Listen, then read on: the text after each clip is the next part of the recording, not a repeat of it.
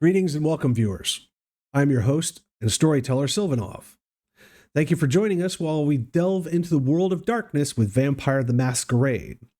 This stream is intended for a mature audience and does contain mature themes that may not be suitable for all viewers.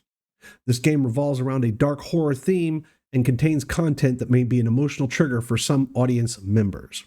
Please keep in mind that this is a work of fiction. The views and actions of the characters are not explicitly the views or actions of the actual players. At no time should any of the violence or horror portrayed in our game be attempted by anyone at any time for any reason. Please sit back, grab a drink and a snack, and join us on the shadowy path that is the world of darkness. And now, before we start, please meet and welcome our players for the evening. Good morning, good afternoon, and good evening. My name is Trevor Chapman. I can be found as Ratenef on all social media, and tonight I am playing Archon Atropos. Hello, my name is Michael Walsh. You can find me on the interwebs at Ventru1399, and I will be playing Archon Howitzer. Hello, K-Knights. I'm Chase. I'm playing Jonathan the Thin Blood. Greetings and salutations. I am Ravenya, and you can find me in all forms of social media under the Squishy Bear, and I am playing Dr. Janet Weiss. Good evening, y'all. I'm Sailirish on Twitch, and I'll be playing Toon the Brewha. Good evening. I am your loyal coat rack, Mr. Ezekiel White, found under Mitwad on most social media. Good evening, everybody. I am the leader of the Phantom Brigade. As you know on Twitch, I am Phantom_Trickster1. I am playing Sam Smith, the Toreador. Hello. I'm Ashe Daniels, and I will be playing Jacqueline Dearie. Good evening. I am the Ivy Raven, and I play Annabelle, the Nosferatu. And again, I'm Sylvanov, aka the Dark Druid, and I'll be your storyteller for the evening. Let's jump right into it. The previous evening's events, if you haven't seen it, please catch it on our video on demand on either our Twitch channel or YouTube, as this leads directly into that. We rejoin the two Archons, Atropos and Howitzer, as they leave the office, or the second office of Dr. Weiss, with Miss Jacqueline Dearie in tow. Mr. Ezekiel White, restrained, recently staked, being dragged off by a pair of suited gentlemen to another vehicle, disappeared into the back of a black panel truck. As it drives away, we rejoin our characters as they all enter the vehicle.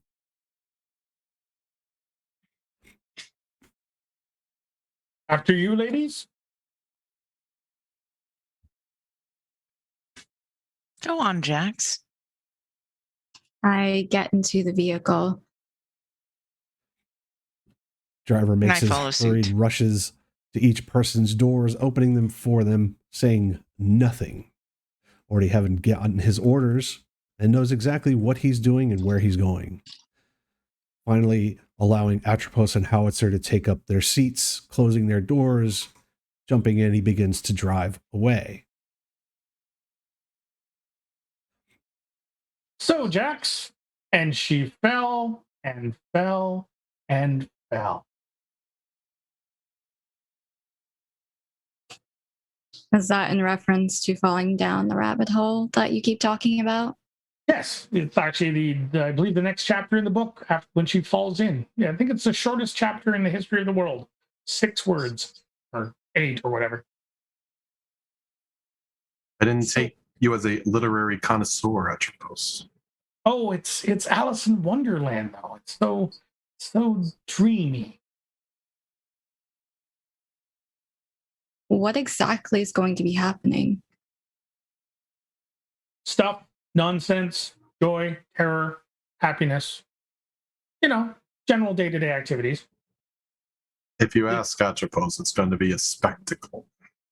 It's You really want to. spectacular. If you really want to know. We're just handling some leftover business. Hmm. Is it really okay that I come along? You did ask, so you've gotten permission. And I did warn you. Oh,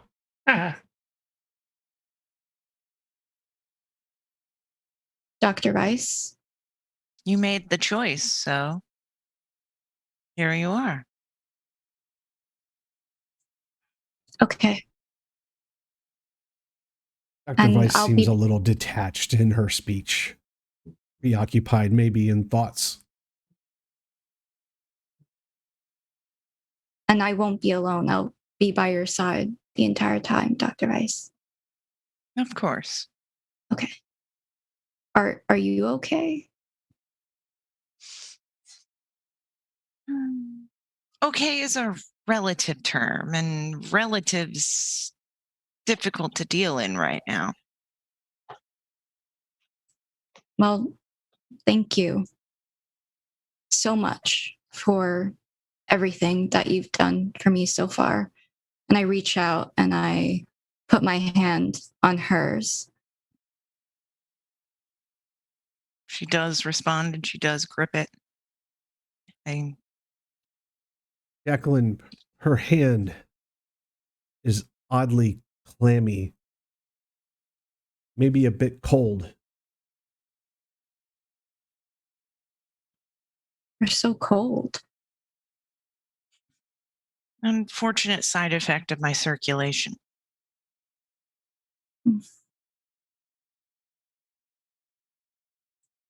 And innocently, I take her hand in both of mine and I try to warm it up. Dr. Weiss, you can clearly palpate the pulse in her wrist. The radial artery screams out for your attention. It's strong, it's young, it's steady, maybe a bit quickened. Maybe she's nervous, excited, or afraid. Hard to tell. But there it is. That flowing vitae. For the first time since your occurrence, that hunger introduces itself.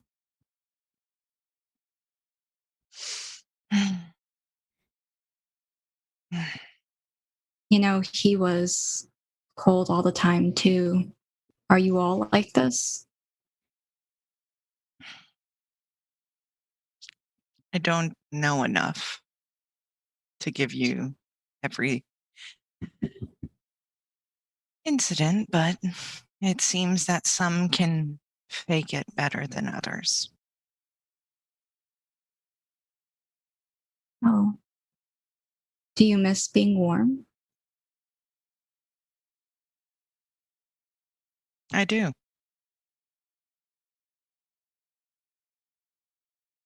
And I keep rubbing her hand, trying to give her that sensation again. I do indeed. And unfortunately, Mr. White is the one that was the catalyst for everything that's happened. I'm so sorry this had to happen to both of us, but I will say you saved my life. I wasn't able to tell Ezekiel this because I felt like it would have made me seem weak. But after seeing you that night, it was really, I don't know, I felt a sense of hope that I can be healed from this.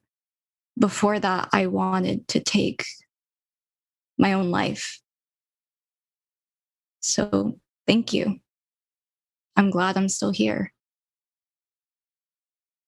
Jax, I'm very glad you're still here. And there's a bit of a grip as she kind of holds Jack's hand very firmly, maybe a little bit down, more onto the wrist, a little bit. Not trying to be hurtful or anything, but it's just a firm grip. I'm glad I could help you. And remember, you're not weak. You're never weak. And you won't ever be weak again. Remember, you killed a god. Even as those words escape your mouth, you see the air around Jacqueline almost quiver, almost like a mirage in the desert or on a hot road, but different. Instead of it wavering, it darkens. The other thing that becomes immediately apparent as she continues to stroke your hand is that sensation provides you no warmth. As a matter of fact, it becomes a persistent irritant.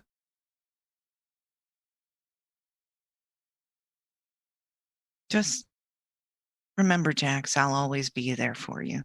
And I do release her wrist and pull away, kind of more retreating into myself. And you know, I am here for you. If you need anything, I'm here. That's nice. The I hope we can Archon's continue to be around each other. I hope so too. I'd like that very much. The Archon's making no interjection to their conversation. Probably humors them on some level that it's so humane and human. But it's not what's on their mind for the evening.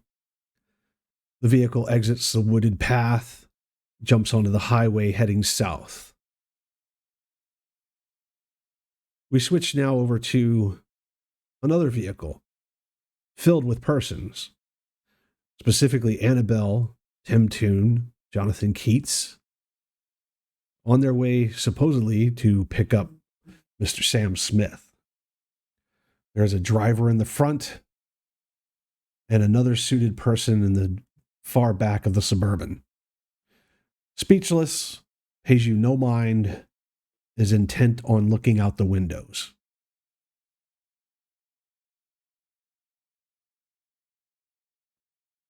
Man, you guys are going to love this. It's going to be a hell of a show. I don't want to spoil the surprise, but it's going to be good. Of course, Mr. Toon. Though I do not have the stomach for the flash and flare that the higher-ups in the tower often do in these matters. Far too many of my victims have not been ushered out in a show of fanfare. Fair. It's nice to have a spectacle every now and then, you know. I suppose, though I will be happy to be gone from this domain myself. Probably notice that Keats has a very long jacket and a hat, and it's like he looks like he is ready for travel and not saying very much. Vehicle winds through the streets, familiar to some in the suburb neighborhoods of Prince William County, a little outside of Manassas, as they turn onto a familiar street that some of you have been to before, pulling up in but moments to the home of Sam Smith. The driver pulls up, he gets out of the vehicle and swiftly goes to the door, knocking twice. Sam would know that knock. He will get up, walk to the door, open it, closes the door behind him when he walks out and locks the door, and walks to the car. Okay. Without further word, the driver gets back in after opening the door for Sam and allowing him in, closing it behind him. You are joined by Sam as the vehicle again backs out of the driveway and begins moving again. Fellows, I'll light up a cigarette. Mr. Keats, Mr. Toon, Annabelle. Mr. Smith, good evening. Good evening. Good of you to join us, Mr. Smith. Though spectacle such as this is probably more to your blood's liking than it is to mine, obviously.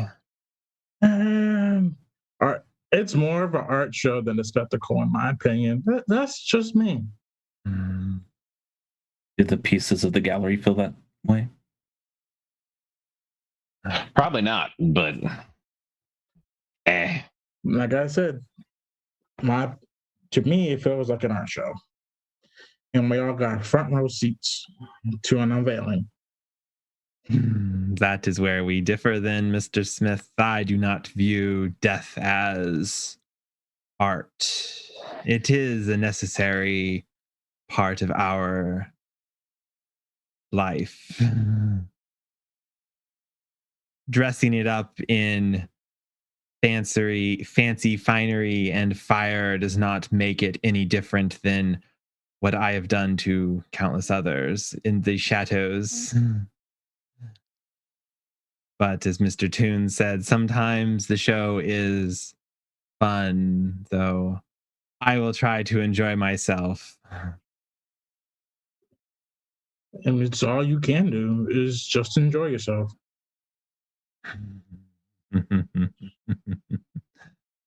You and all of you in this vehicle would not appreciate it if I was enjoying myself. At this point, Miss Annabelle, I really wouldn't care if people liked it or not. Oh, so you would not object to me killing you right here? I never said anything about you killing me. No, but I said to enjoy myself. Which doesn't involve killing any of us. No, doesn't. That's what he thinks. I don't know, Mr. Smith. I do not know what this night holds. I'm just making the comment that you're talking about all I can do is enjoy myself. I am an executioner, Mr. Smith. The kill is the fun. If I'm just going to watch others do the work, why is that fun to me? This is true. But as you are not offering yourself to me, I will just try to observe and enjoy that as much as I can. So we will see. Of course.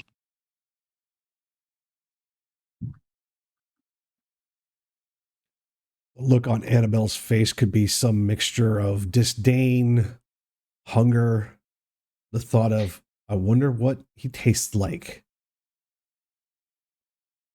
As she fades off into some thoughts that only she knows. The vehicle pulls off of Sudley Manor or Sudley Drive onto the Northern Virginia Community College parking lot. And what you see as you pull up are 3 other Suburbans, a couple of panel trucks. You see the familiar face of Archon Howitzer exiting one of the Suburbans as he comes and joins the 4 of you in yours. He wave hands the driver to continue as all the vehicles then exit the parking lot.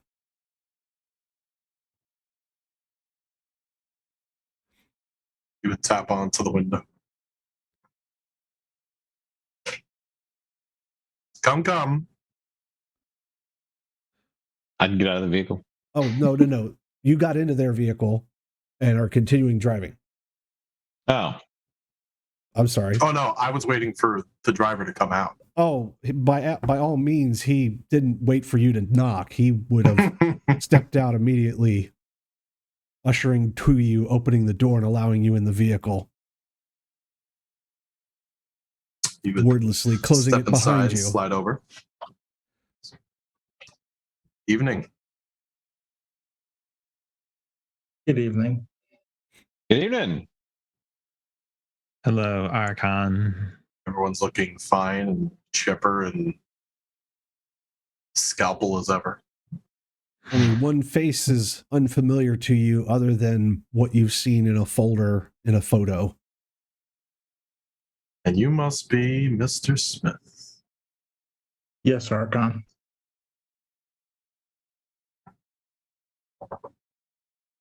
So, before we get on to my partner's grand spectacle, as it likes to be addressed this evening,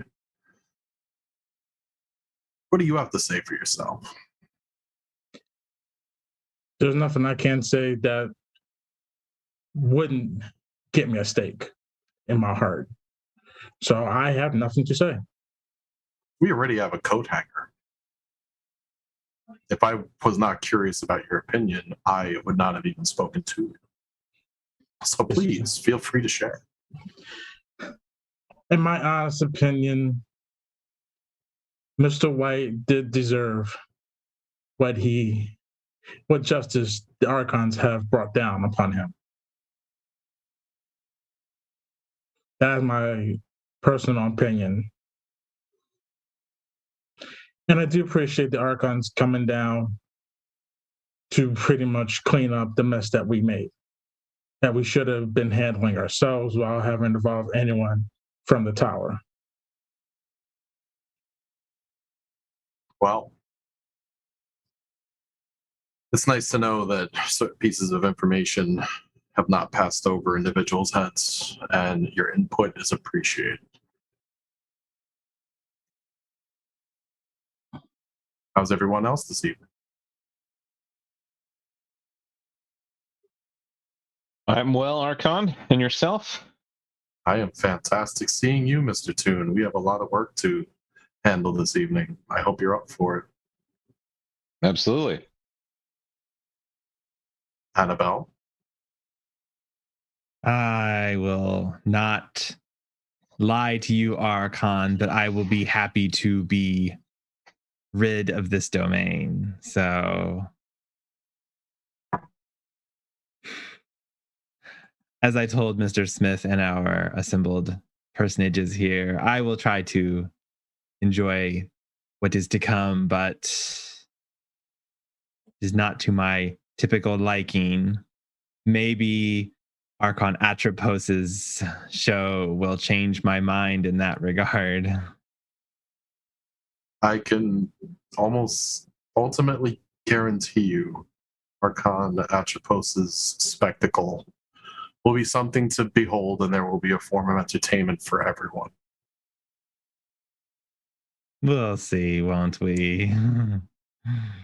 And Jonathan, how are we this evening?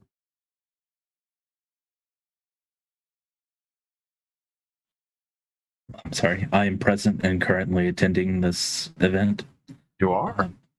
I trust that you've got what I sent.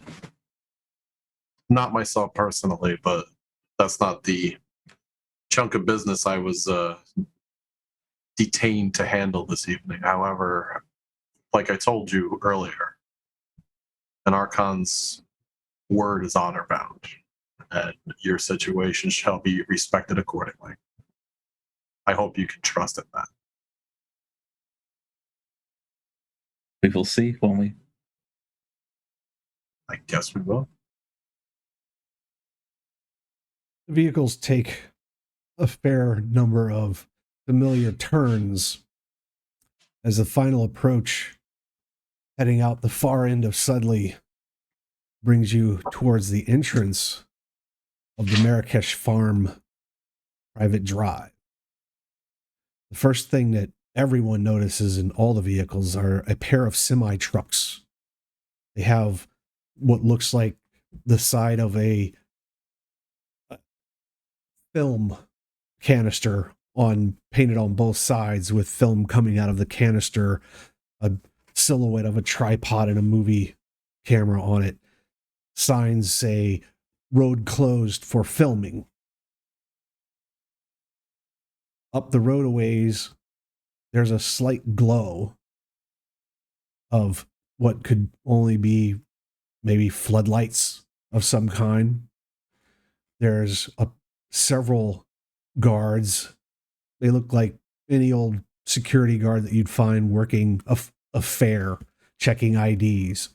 They move aside a pair of fence gates and allow the vehicles to enter. As you drive up the small slope, I will turn the scene over to Archon Atropos. Yes, you also notice that there are scaffolding and cabling, and there are cameras, and there are arc lights, and it is what you would expect from a movie shoot of any form. As the SUVs come in, they park around in the driveway, and in the middle, largest section, there are 13 braziers that suddenly burst into life. And trickling from each one of those braziers is a small oil trickle flame that works its way to the center of the circle, and from there a giant bonfire erupts. In that light, you see surrounding the bonfire several Judas crosses. These are not your typical Christian cross. They are a cross with additional flourishes. They almost look like no, not those. They look almost like a candelabra with a cross superimposed. Chained to those crosses, you see, first of all, Mr. White is on the easternmost cross with two unknown individuals on crosses on either side of him. Those two crosses are slightly shorter than the cross that Mr. White is on. Above Mr. White's cross is the words clearly emblazoned on a wooden placard, "False Prophet." There's also on the east side an empty cross. To the north side, Mr. Quentz is chained to the cross, and rebar has been pushed through his arms and bent around so as to prevent him from escaping. And across from him is Mr. Tellen on the south side, similarly trussed up. You all basically park in your appropriate spots, designated by some sort of X that you have no idea of. The drivers step out and let everyone out accordingly. Archon Atropos walks to the center, takes off whatever jacket he is wearing, hangs it on Mr. White's foot, turns around, and engages awe. Good evening, ladies and gentlemen and persons, to the one and only Prince William Spectacular. This is a singular event upon which we will, myself and my fellow Archon, will impress upon you the reasons for the traditions and the penalties for failing to follow them. This is meant to be a glorious event, and at the ending of that word, the braziers erupt with purple fire, and the fire in the center turns green. As you see the light emit from not only the braziers, but the central bonfire, you notice there are other crosses with people on them. Some you haven't seen, maybe some you have in passing, some are hooded. And you as well, if you look around those gathered, you notice a lot of familiar faces from the domain. Fiona's there. Benny Blue is there. There are Frederick Von Doren is also standing off to one side, speaking with Archon Damien. There are several others, other kindred you all have seen. There's some thin bloods that Jonathan might have associated with. There are any number of others around. There is a scent in the air that doesn't match what's being seen if anyone cares to do a heightened senses check.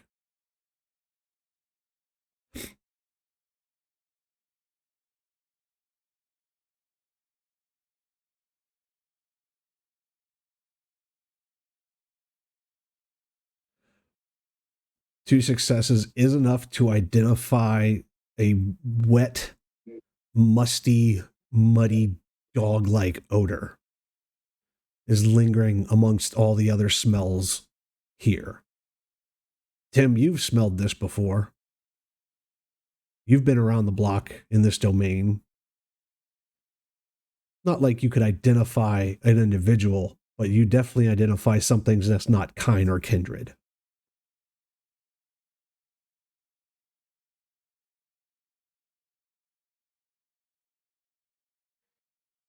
So before we begin, I've got a bit of a tickle. I think I need to get rid of just something. And he motions from someone off scene who drags in Miss Abigail White, brings her before Archon Atropos, summarily slits her throat, filling a very small sherbet glass, and hands it to the Archon, thereby dropping Abigail to the ground to bleed out on the floor. And as the Archon takes the drink of the blood, everyone needs to make a rouse check as the hitty smell of blood fills the air. Jacqueline, you recognize this person immediately. You have spent most of your life knowing her for sure. You know that this is Zeke's daughter. The rest of you probably have no clue who this sacrificed human is. I'm in complete shock. That happened so fast, and I did recognize Abigail right away. And a gasp escaped from me when it happened, and there are no words, just shock. It was complete, utter shock. Absent of any ceremony whatsoever. She was literally dragged in front of the Archon. He slit her throat, collected a mere drop of her blood, dropped her to the ground as she clutched and gurgled in her own blood. Who passed their rouse checks? Okay. Zeke, bound as you are, your mind is not held back. Being staked does not prevent you from reaching out. It just prevents you from reacting in the physical realm. I didn't fail my rouse check. But yeah, unceremoniously, you see the people that you know of your coterie. You recognize Jacqueline as she walks in and comes around this spectacle. Dr. Weiss is there, though she looks different. You can almost feel her when she glances in your direction. And unceremoniously, Archon Atropos does exactly what he just said with your daughter.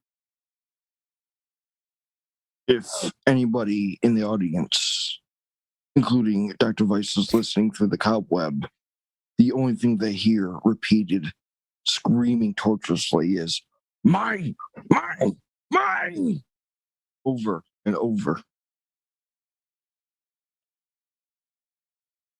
Once I have slaked my drink, I turn back to the audience and say, before you, we have Mr. Ezekiel White. On either side of him are some lower Sabbat people that we found. These three are egregious with their breaking of the first tradition of Masquerade.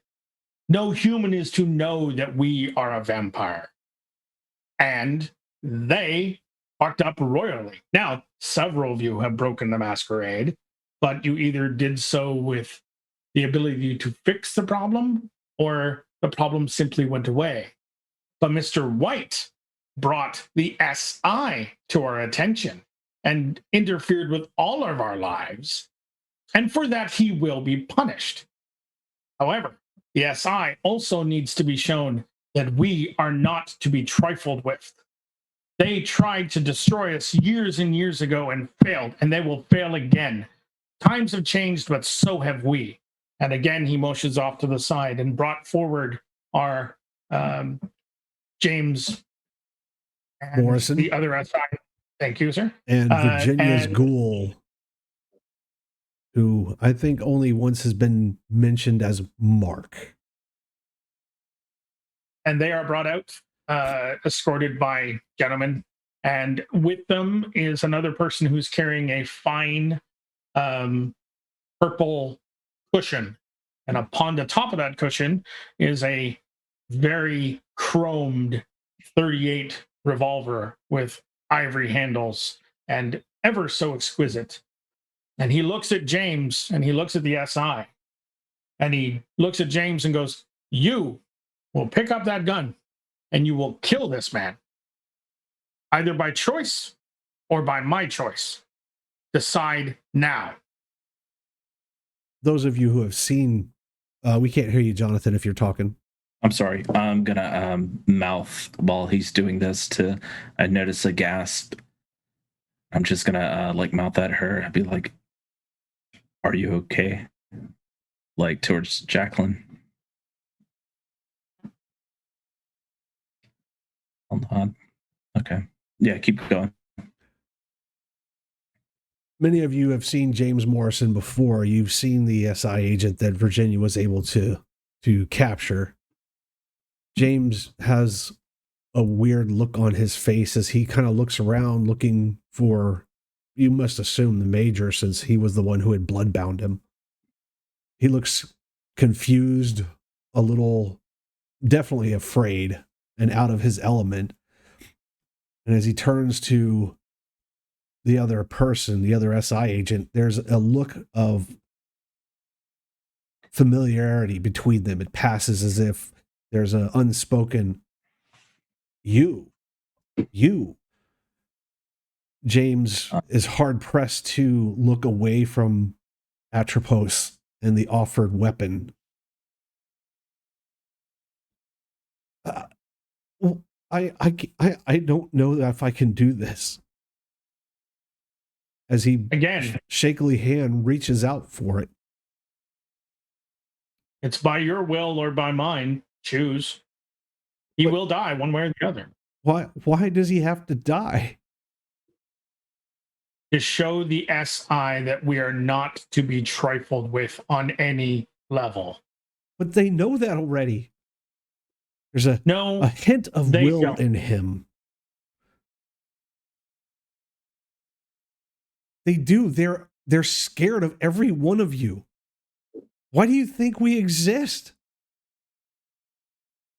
Okay, James. He turns hearing your voice. Usually I play pretty cool, but it's not the time.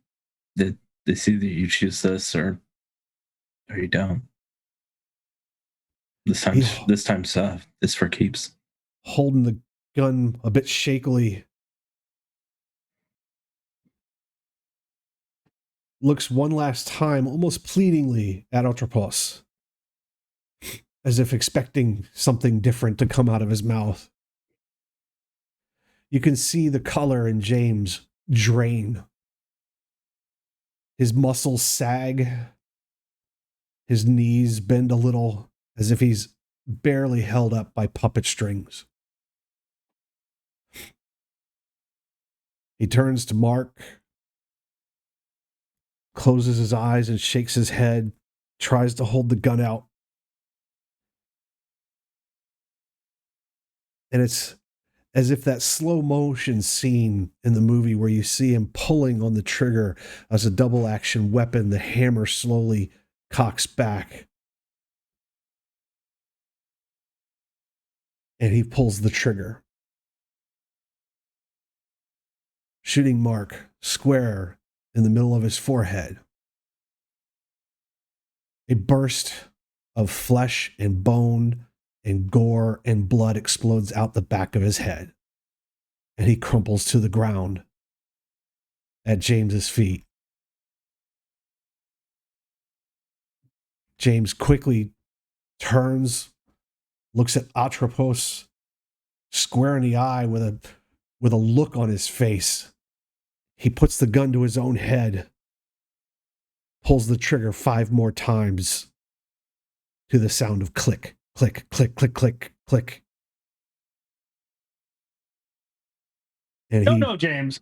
We have other plans for you. Done, please. He seems frozen, almost in fear, as if the moment he decided to take back control, it wasn't there to begin with. James drops the gun into Atropos' hand, collapsing to his knees at his feet, weeping. Yes, you can just sit right there for the rest of this. Later on, we'll come back to you. Now, to our dear friend Ezekiel. Wow. The sixth and final tradition is the tradition of destruction, which is only permitted by the prince of a realm or those that are speaking on his behalf, or their behalf, my bad. So, I, in this instance, have been given that power. But I promised Mr. White a boon. So let's find out how he'll handle this. And a person walks out and walks over with a step ladder that's kind of made somewhat ornate. It's not a plain step ladder. I step up the 3 steps and yank the stake out of Mr. White and toss it unceremoniously on the ground and trottle back down. Zeke, life or unlife returns immediately to your restrained limbs. Thick wraps of chain, other restraints holding you to the Jacob's cross. Atropos yanks the stake out of your chest.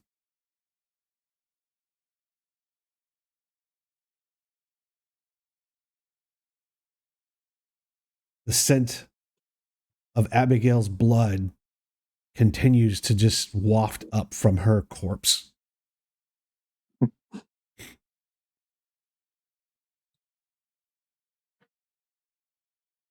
Now, I see what you mean by show. Oh, we're not even half done, sweetie. No, you said I must negotiate, as it were. No. I promised you a boon, and here's the boon. You personally get to decide the method by which you will meet final death. You have the option of burning on the stake upon which you are chained. You have the option of being beheaded, or you may remain there until dawn. Do you have a preference? I do, dear Archon. Excellent. I wish to trade my boon in, as it were, for a ceremony of emulation. However, I wish for, and his gaze snaps toward his old friends, perhaps Jacqueline, for her to do it. No, I didn't say you had a choice of who. I said you had a choice of what. Mr. Toon, as the new acting scourge of this lovely domain, it will be your duty to light the pyre beneath these 3 crosses. Farewell, Archon.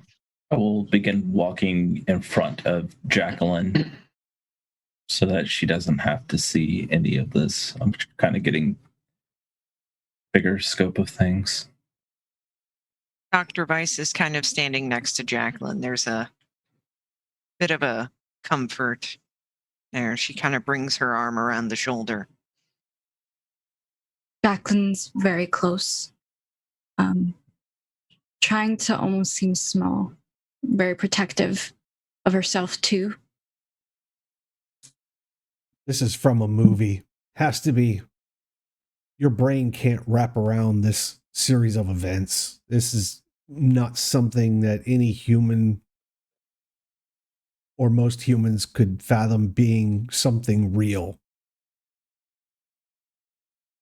One of your best friends was just murdered in front of the person that you named as God and prophet, father, promised to. And here he callously talks about you should set him on fire. and these monsters gathering around you, trying to comfort you. It's a bizarre set of circumstances for poor Miss Dearie.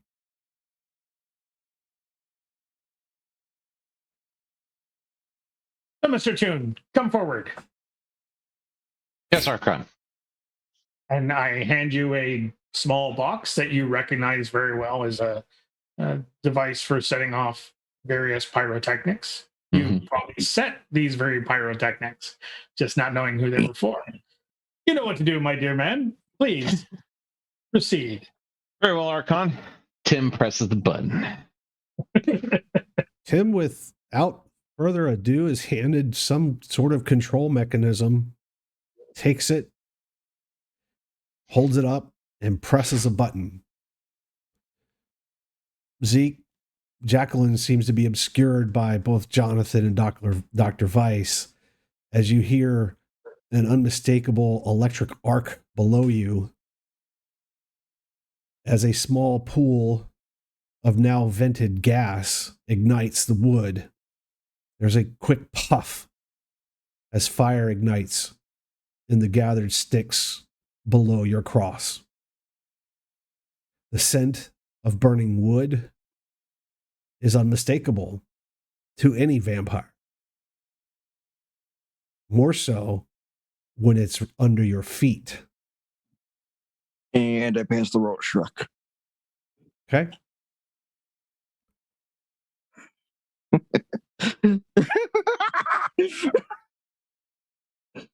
Oh,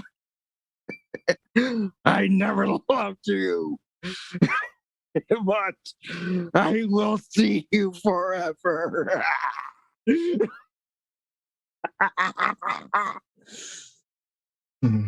Mr. White gives in to his madness as he begins cackling and laughing and crying out at the rest of you or the universe at large or whoever.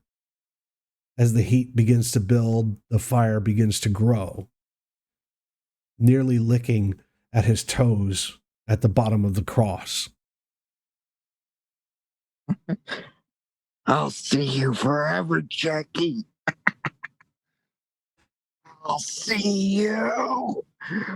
Jacqueline, as you look around and try and shake the vision from your head, you spy the full moon that has crested the horizon and is above the tree lines. As the fire begins to lick at his feet, at least to you, it seems to go blood red. From bottom to top, as if it was eclipsed by Jupiter itself.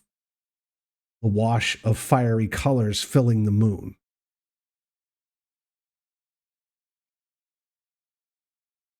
I just cover my ears, trying to make the sounds go away. And I close my eyes really tight. Just make it stop. Just make it stop. Just make it stop. Make it go away. Make it go away.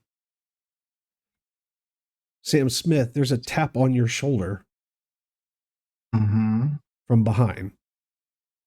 And I look behind me at the corner of my eye. The unmistakable smiling face of Fiona is standing behind you, smiling mischievously, almost. As she walks around behind you, she says nothing but drapes her hand on one shoulder, slides it across the back of your neck to your other shoulder as she walks past you and seems to make a circle around those gathered, just taking in count of faces and who's here and who's not. And I don't say a thing when she walks by.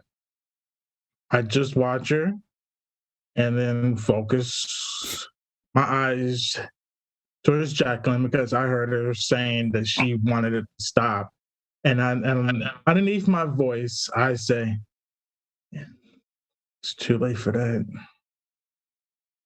Much Audible too by late. at least the coterie and Jacqueline and Dr. Weiss as they're all standing very close together.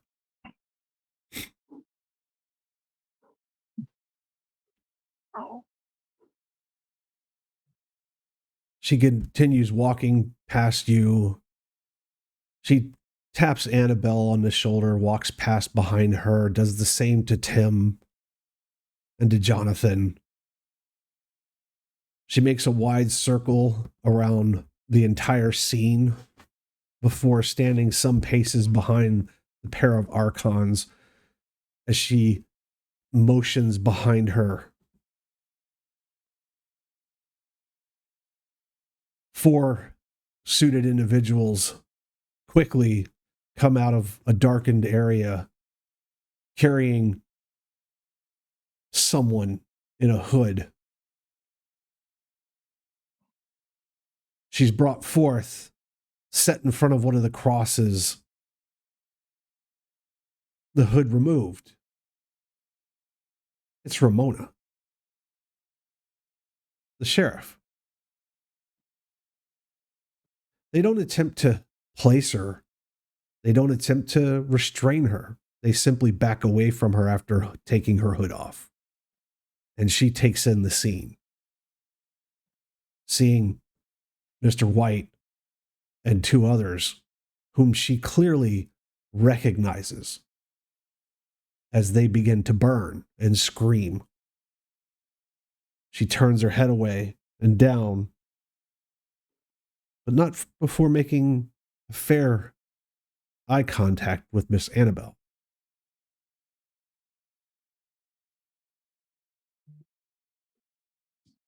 Going to start walking towards Ramona.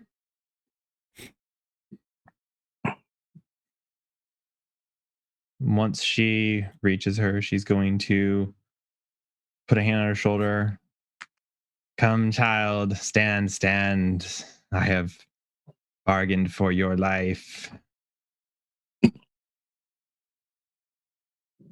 You all hear this? The Archons have no interjection.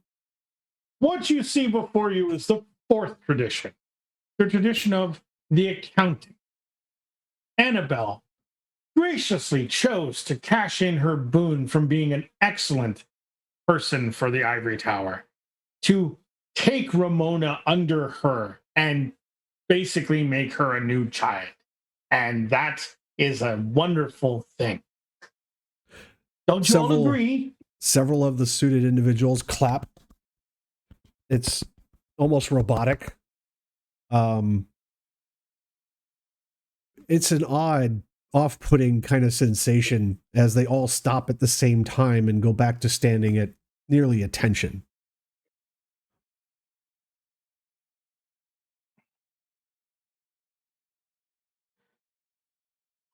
Come, Ramona, please step away from the fire. I would not wish for you to get caught in it.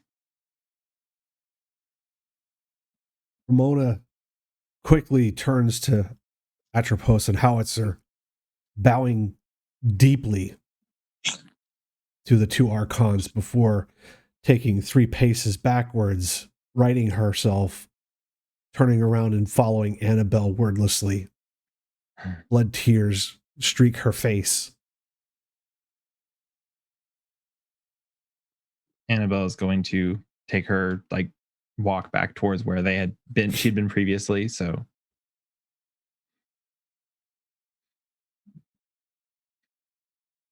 The fires. If you glance, Go ahead, Zeke. if you glance towards Zeke one last time, Annabelle, you will see a scarring, fleshy smile upon its face as he finally knows just that you got what you truly deserved.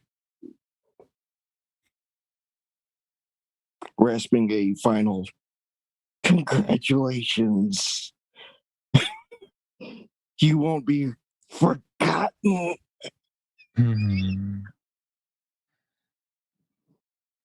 Thank you for being a tool, Mr. White.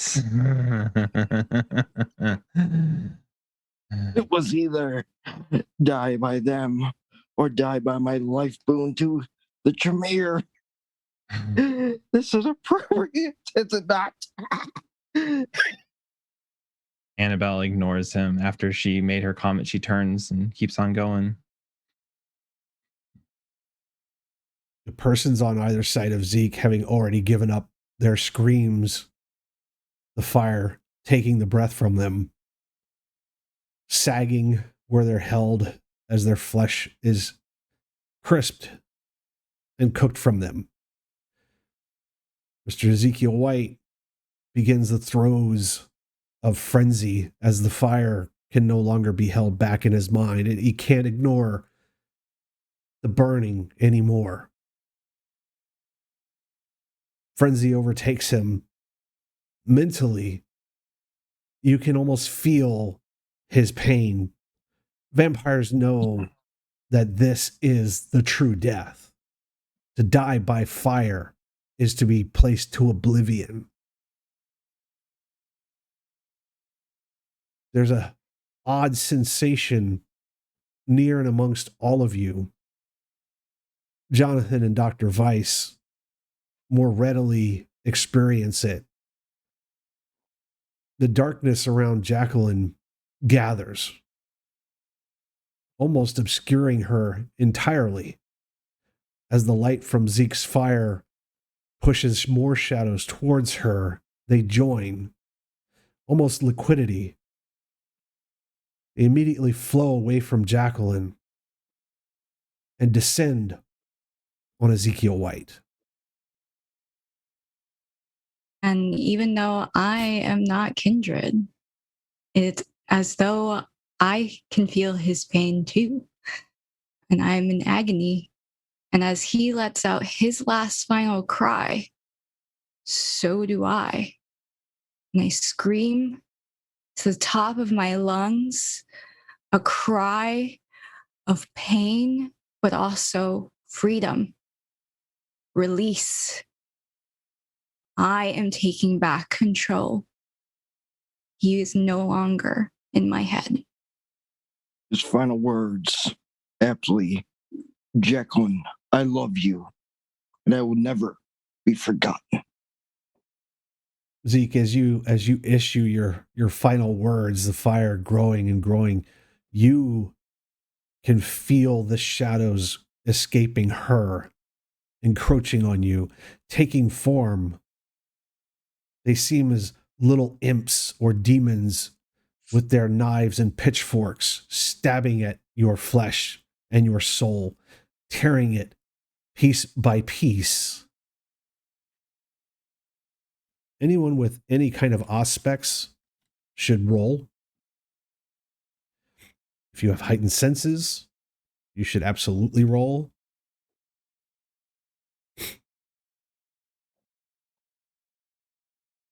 Two successes.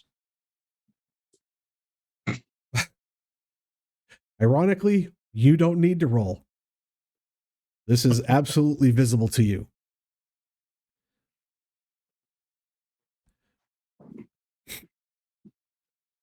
Sam, this is a scene that you have never thought could occur. Here's the human. Some piece of meat. Shadows leaving from her. They jump at Ezekiel like rats to a bowl of food left unattended. You see them take the shape of imps and demons and tear at Zeke's soul. You can see it as they piece it out, gnawing and tearing at it until it dissipates. As you're able to see this, you can hear the shriek and echo of Zeke's last words as they fade into oblivion. The rest of you, the shadows creep, even as the fire grows around Zeke. They creep and climb up and around him, engulfing him, even as the fire grows. As his form collapses in on itself, can no longer hold itself together, falling into the pyre, releasing a cloud of sparks into the night sky.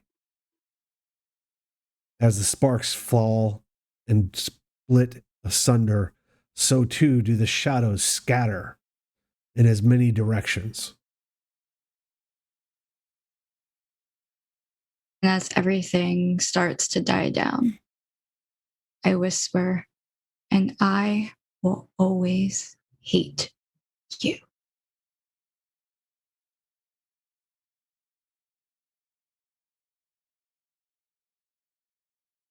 And there is the last breath of Mr. Ezekiel White.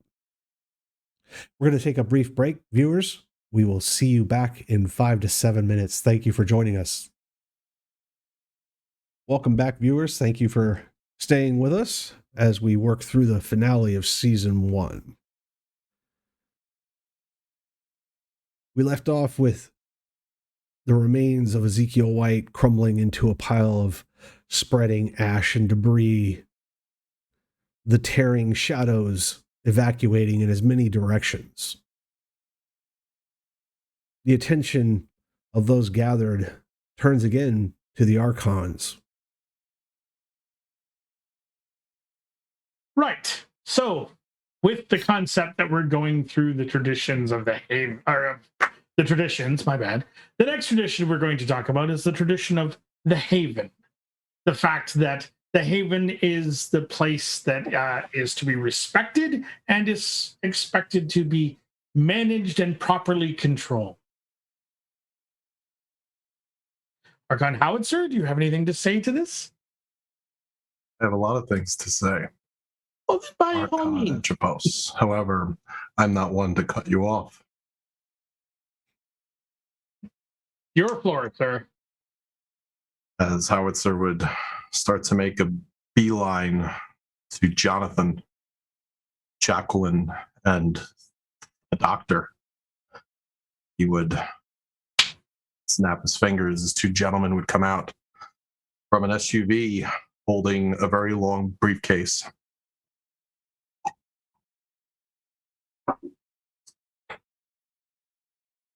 Everyone here should realize, as much as this is being shown off as a spectacle, the reason that myself and Mr. Atropos are here is because of education. It is because this domain has been found to be unfit, unsuitable, and the actions that have gone on here have gone on far too long, unchecked, and that will be availed this evening. Jonathan, I saw that you're being quite the knight in shining armor to the young one over here, at least visually. Unfortunately, you couldn't shield her ears from even more trauma, could you? We all have our faults and failings. Well, the effort is admirable. However, let this serve purpose to the young one, as she requested all of us before we left here, to show her the correct path and to show her how to acquire true power and to be able to protect herself in the future. Unfortunately, these types of issuings need to be handled. Unfortunately, for this group of individuals, they need to be handled in a public forum. Well, turned slightly to her, and I was like, yes, but strength and power are two different things. Depends on interpretation, Jonathan. And he would turn to an individual that would open up a case. And there would be a very fine, ornate, sawed-off shotgun with a gold butt end on it and engraved sides, and at the tail end has the Ventru embossed symbol upon it. And as one of the individuals holds it over his arm, cocked open, and begins to put in very unusually shaped rounds, the other one reaches into an earpiece. As from another darkened area across the field, you see four individuals carrying two dowels and a wooden crate upon it across the field. Heading to the cross that was empty earlier, that was facing east. The box is sealed. The box has writings upon it. Forsworn, traitor, unfit.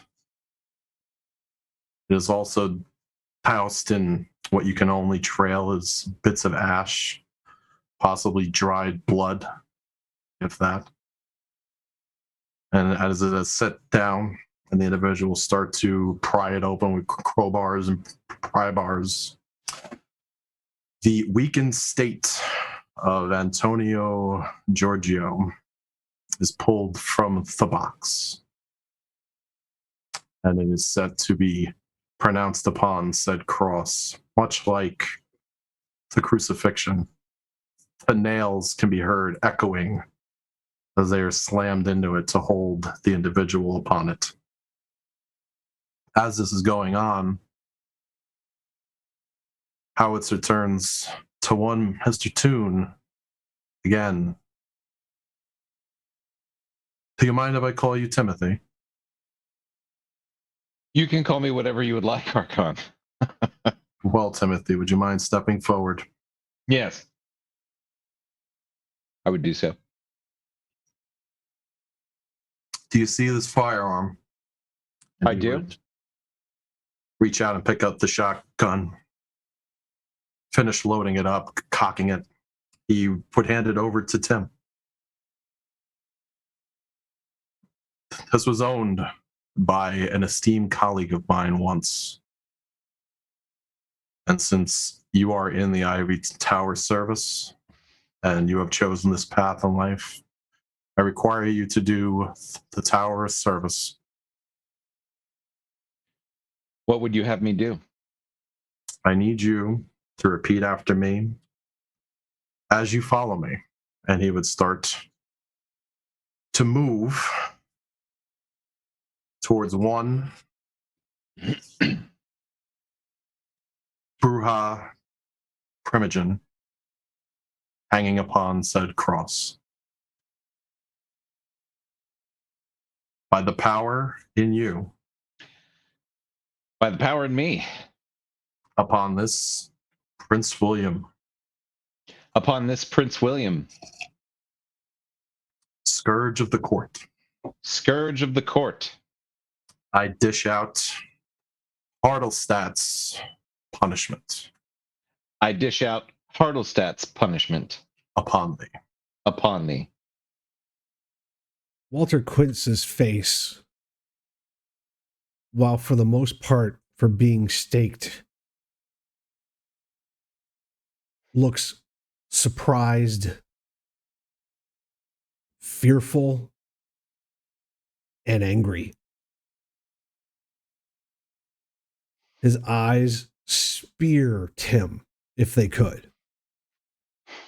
He doesn't look away. He doesn't look in any other direction. If he could, he would rip himself off of this cross, and you can see it painted on his face. He knows who took him down. He knows who handed him over to the Chantry, to Diarchrius Crowley. He knows the instrument that brought him down. And in this moment, he hates you.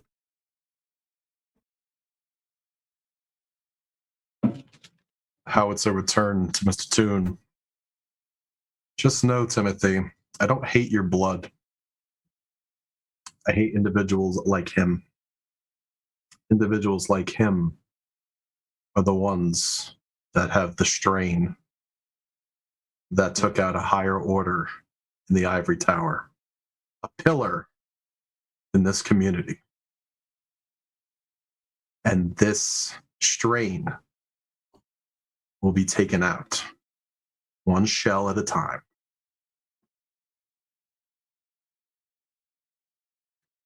He may serve the tower's justice upon him. Very well, Archon. Tim will kind of cock his head and look at Walter and just mutter under his breath, See you in hell, you fat sack of shit. And Again, Jacqueline, without much ceremony, the person that's been identified as Tim, swearing an oath, repeating something after one of the Archons, point blank, places a shotgun, pulling the trigger. There's an eruption of light as the round exits the barrel of the shotgun. Fire spitting into and through the flesh of Walter Quince, burning and searing him. The look on his face, no longer hate, but of abject fear. The first shot not putting him down. The smell of burning flesh from the 3 previous, and now what could only be dragon's breath rounds fired from Tim Toon's shotgun, filling the air with cordite, sulfur, and the burning smell of flesh. When the flash of light goes off, I cover my face from it because it's blinding almost. And I lower my hands, continuing to see this phenomenal scene happen before me. And I am shaking, but I am watching. I don't turn away. Needs to make a Roshric test. Because the explosion of dragon's breath rounds is quite violent.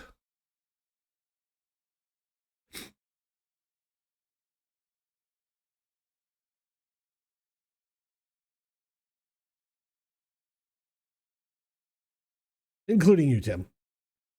I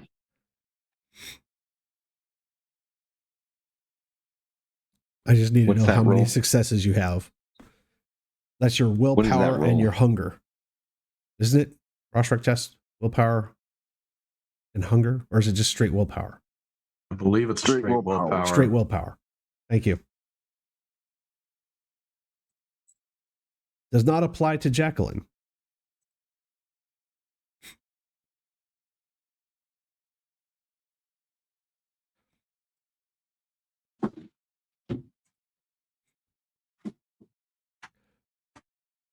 With the exception of Dr. Weiss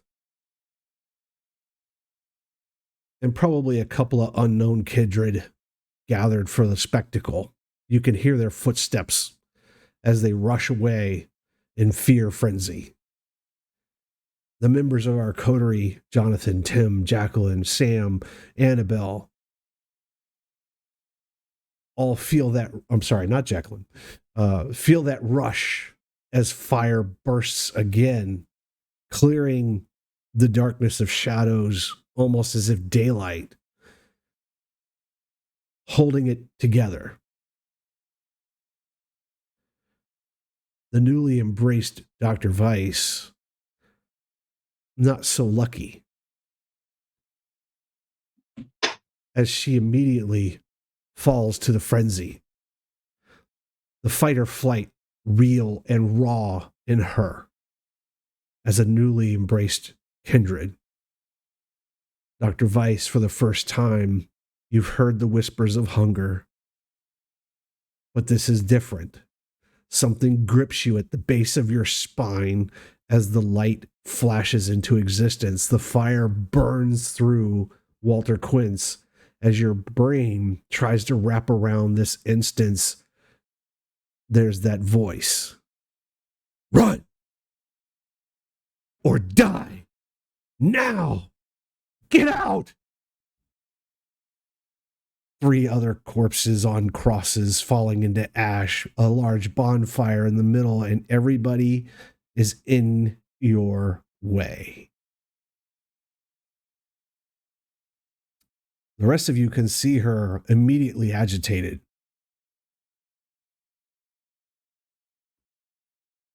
Jacqueline, Dr. Weiss looks like she could tear through you at this moment. She looks dangerous. as she seems to lose control. Dr. Rice?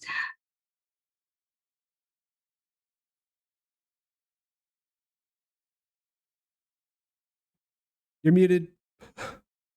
It's too much. It's too much. And she's trying to back. There's a whole struggle. There's a back pedal. Hey, go to the van. And yeah, she bolts. She turns to run. Several suited individuals get in her way, stopping her only a few paces from the larger circle of the gathering. I actually try to catch up. Jacqueline turns to run after her.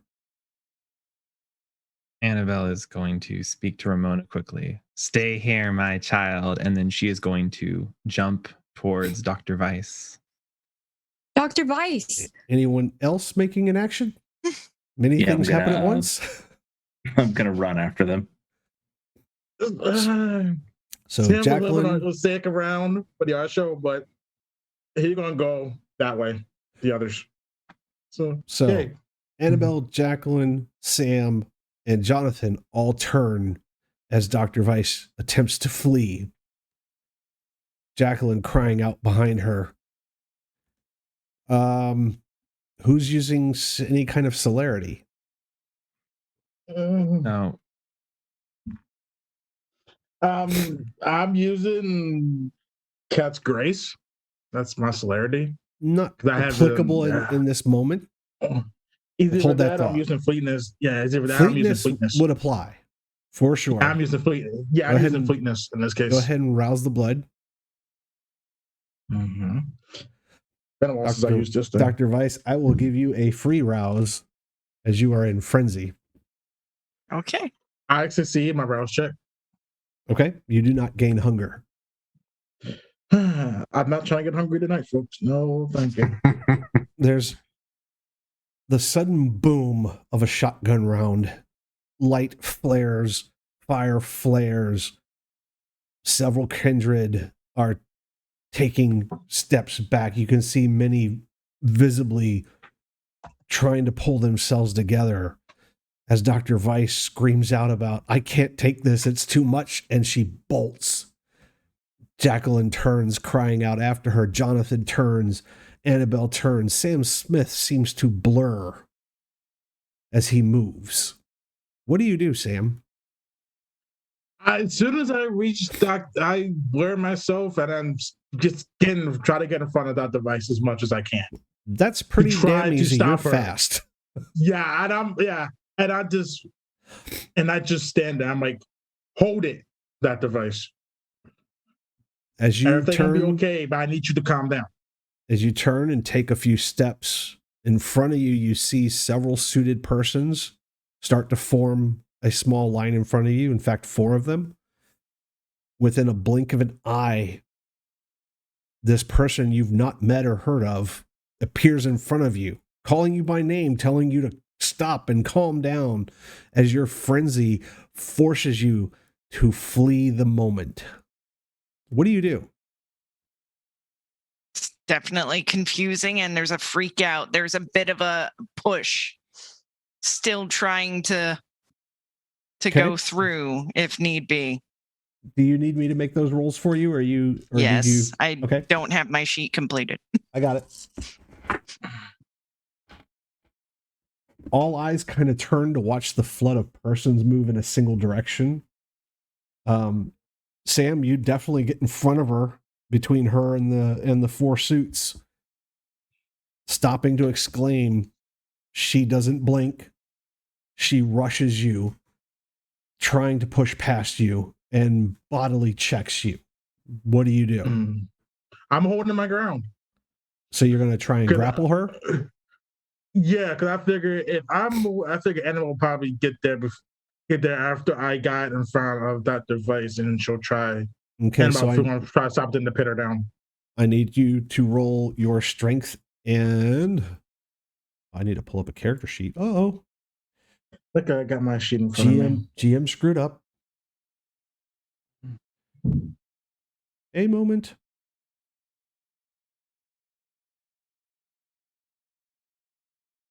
Would that be strength and brawl? Yes, most definitely a strength and brawl. I was about to say that myself. That's not what I needed to bring a character sheet up for, but yes, that is the role.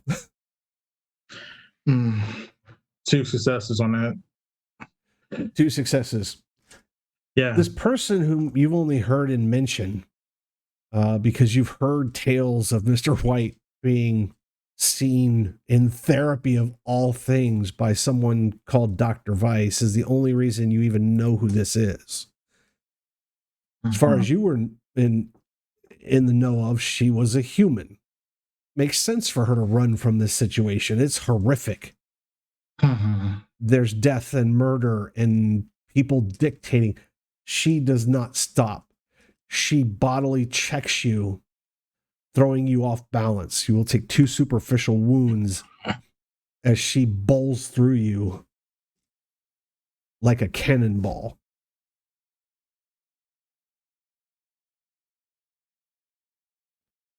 Well, I tried.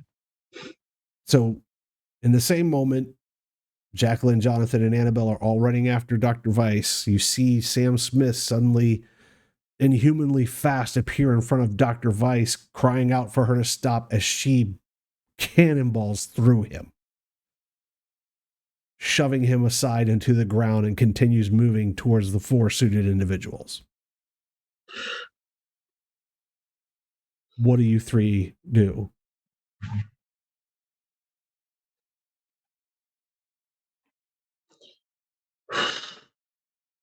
We'll start with the human. Jacqueline. Yeah. I call out to her and I say, please don't leave. Don't leave me alone here. We're supposed to be here together. It's me, Jacqueline. In the world of VTM, we call that a soliloquy. And as Dr. Weiss bowls through someone, Jacqueline calls out from behind her, Annabelle. As Annabelle lands close to Dr. Weiss, she's just going to, Dr. Weiss, your master commands you to stop. Ooh. Jonathan?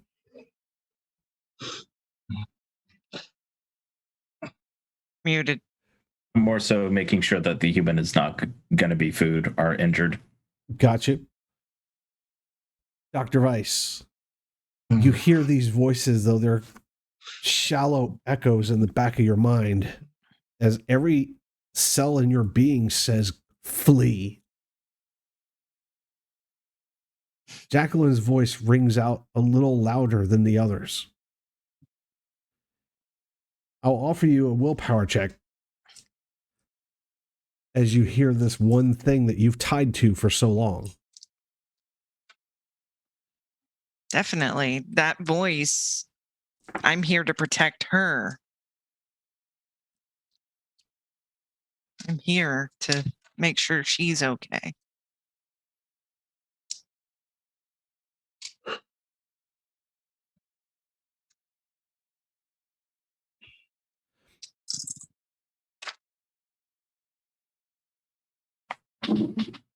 That's 3.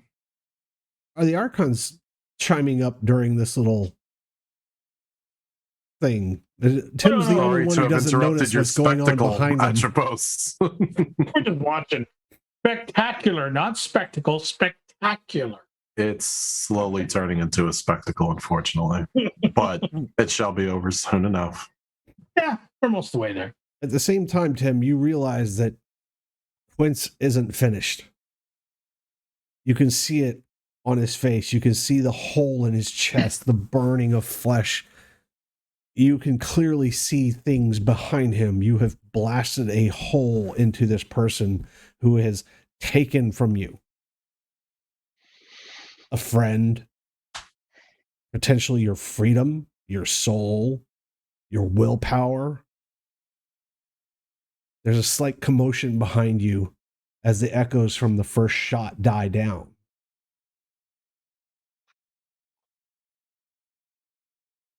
The individual with a briefcase would come up next to Mr. Toon, and it has an assortment of shells. Could you describe them for me? The shells are of extremely high quality, phosphorus in nature, all custom packed and sealed. The trim around the ending before the blast cap is put upon them has the Ventrue symbol ever so slightly stamped it. It's a little bit of a sting considering the history of your clan. Hmm. Things must be done. I'll reload. Dr. Weiss, in your rush, slamming into Sam Smith, there is a moment, the briefest of moments, where you latch onto a voice. It's Jacqueline's. You have a breath of thought. Whether you continue fleeing or stop is entirely up to you. 3 successes is enough to overcome the frenzy. But you are newly embraced. All of this is as new as it gets. Dr. Weiss shakily stops. It's kind of a slide action. Almost. So you kind of slide along the path that you shoved Sam Smith. Yeah. And yeah, there's this shake as she slowly turns around. There's tears in her eyes.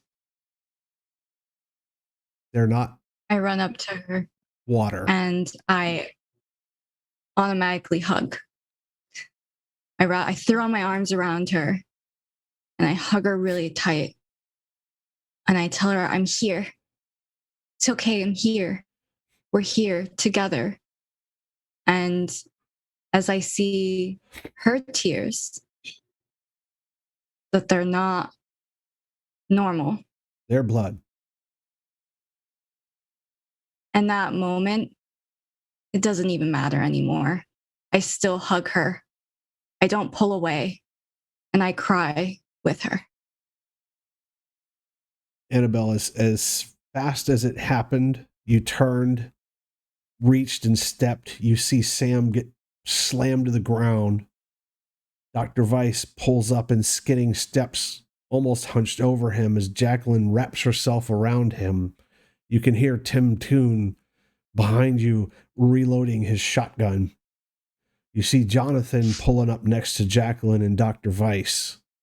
Sam, what do you do at this moment? You see Jacqueline wrap around Dr. Smith as she's kind of over you, still has that shoulder check body motion. She's calm right now, right?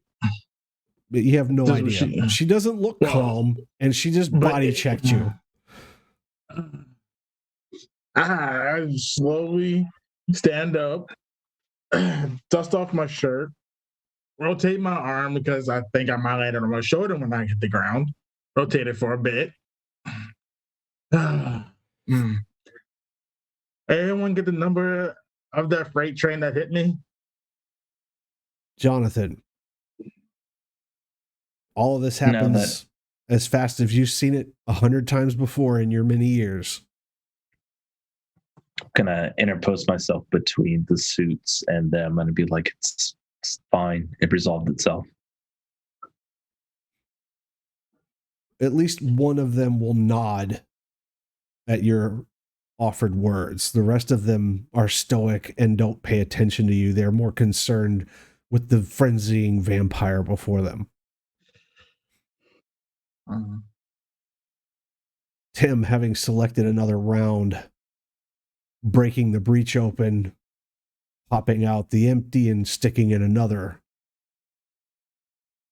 The familiar clack of a shotgun being closed and a hammer being drawn back. Silent Walter Quince, pained, scared, hangs on a cross in front of you.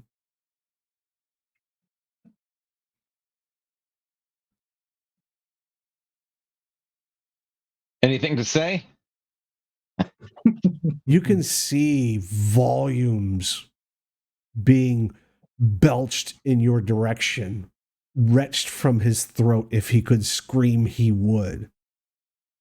Even the stake that pinned him to his cross is burning from the round you previously put in him. Clearly, he has things to say, but can't. I'm sorry. Boom. Much to Antropos's entertainment and humor, Tim makes a quip, pulling the trigger a second time. Where are you pointing it this time? At his head.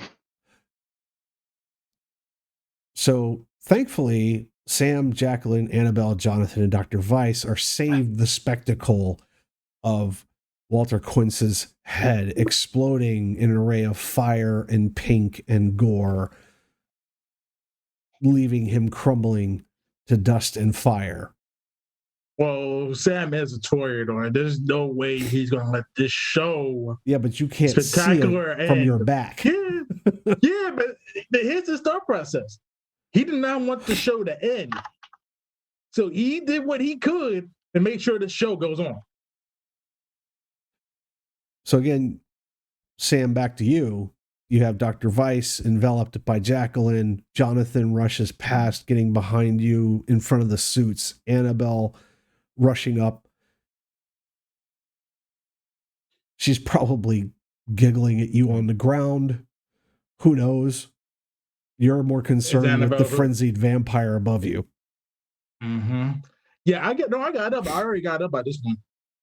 And I said my little quip about everyone get the number of the freight train who hit me. Not realizing that device is a new kindred at this moment. Sam didn't know that. Nope.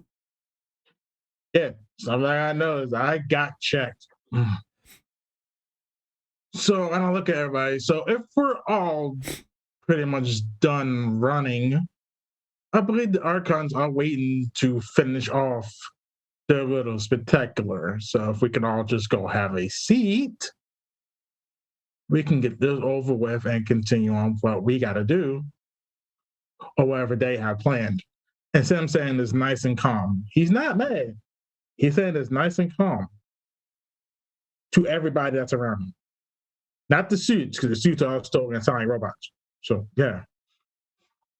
That'd be Dr. Annabelle, Weiss is Jacqueline, kind Jonathan, of- and Dr. Weiss. Yeah. Pretty much everybody else. Dr. Weiss basically has fully embraced Jacqueline. Her forehead is kind of on her shoulder for a minute. And there's just a shaky sob that comes out for a second. And it's 2-3 breaths, and then she tries to right herself and is smothered by a Jacqueline hugging her tightly. The scent of human sweat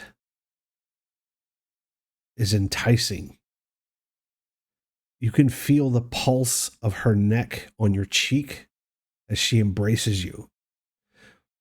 The moment of, for lack of a better term, frenzy is barely leaving your thought processes. But here,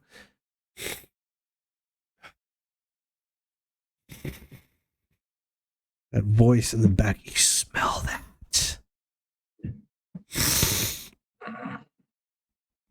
There's an urge, instantly overwhelming, coming out of frenzy as she embraces you, trying to talk you down.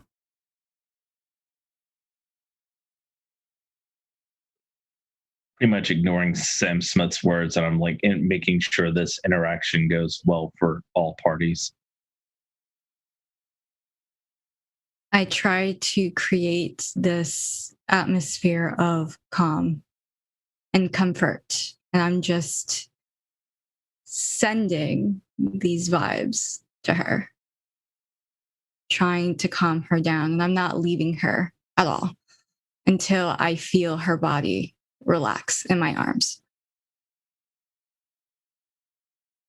It doesn't. As you grip her, she tenses. Annabelle, you've seen this 1,000 times. The hunger, a frenzy from a newborn. This is almost humorous. And for these two, oh, it's perfect. Your beast is smiling in the back of your mind. Yeah, this needs to happen. Dr. Weiss.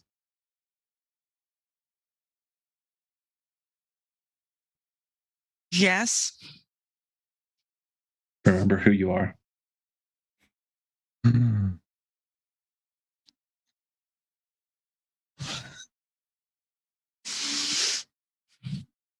There's a very deep intake of breath. It's gonna get a little creepy here.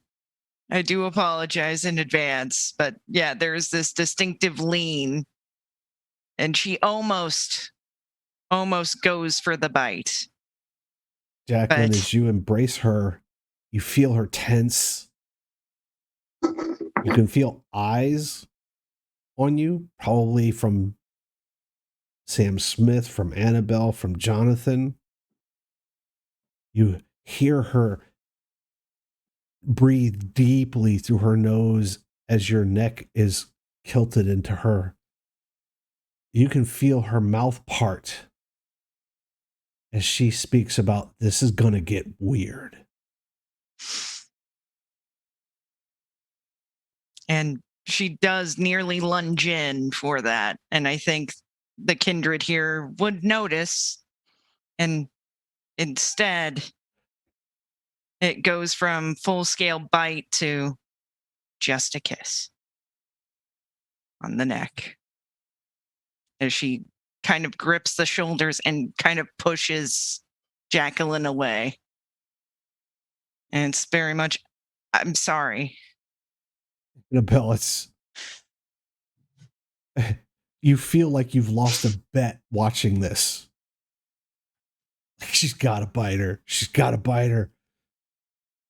Jacqueline, you can feel the teeth as her lips part, grace your neck almost directly over your carotid artery.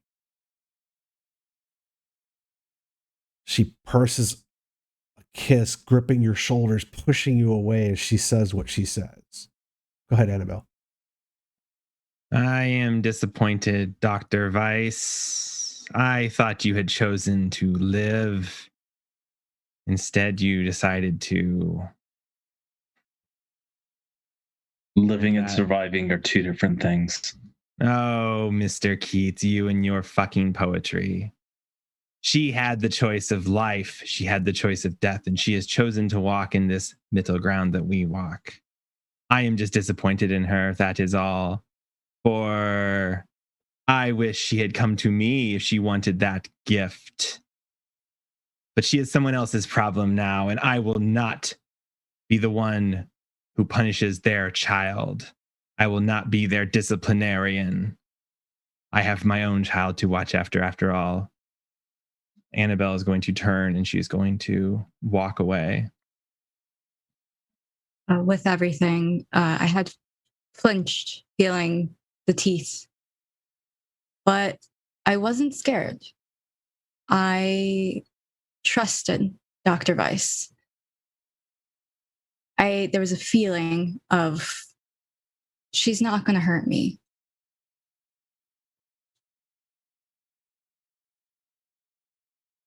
Come, Sam? people, places. We're not done yet. We still have more to do.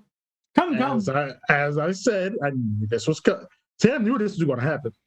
But I was going to say the show was not over yet. Walk very close to Dr. Weiss and just whisper, you did great. Tim is going to point the weapon in a safe direction and return it to Archon Howitzer. Oh no, Mr. Toon. That is now yours. Oh. Consider it an exclamation point on your new stage in unlife. Very well. Use it well. use it for the ivory tower's means. Annabelle, Yes, Archon. Jacqueline, Jonathan, Sam, and Dr. Weiss turn back. There is indeed a second report from his shotgun. The shadows change as the blare of blinding white light from a phosphorus and dragon's breath round finish off what was once the Bruja Primogen Walter Quince, Sabbat conspirator at the very least, as his corpse collapses into ash, sending up sparks. And all you hear from Sam is, "Oh, I missed it." And you hear Toon, Sam Smith. Yeah. if you could do me one more service, Yes, Archon. could you retrieve the one named Samuel Smith? Yes, Archon. Sam, you hear this as you're walking back towards the main gathering and see Toon answer up and turns in your direction. I pretty much stop where I'm at as soon as I heard that, and I see Tim look my direction. Holding a rather ornate, gold-laden shotgun. Tim is going to walk up to you and motion with shotgun in hand. After you, sir. And I nod and I make my way over to where Tim and the Archon stay. Mr. Smith, we meet again. Archon. You had to be front and center for this grand old speech I'm about to pitch. Or everyone here should bow down, get down on one knee. I am not any kind of herald for your eminence to give you a proper introduction. However, as per the tower's wishes, the pluribus unum praxis has been granted upon one Fiona Griffin, now Prince of the Domain. Fiona, go ahead. As soon as Sam heard the words that Fiona is now Prince, he will automatically kneel to go down to one knee and respect to the new Prince of Prince William.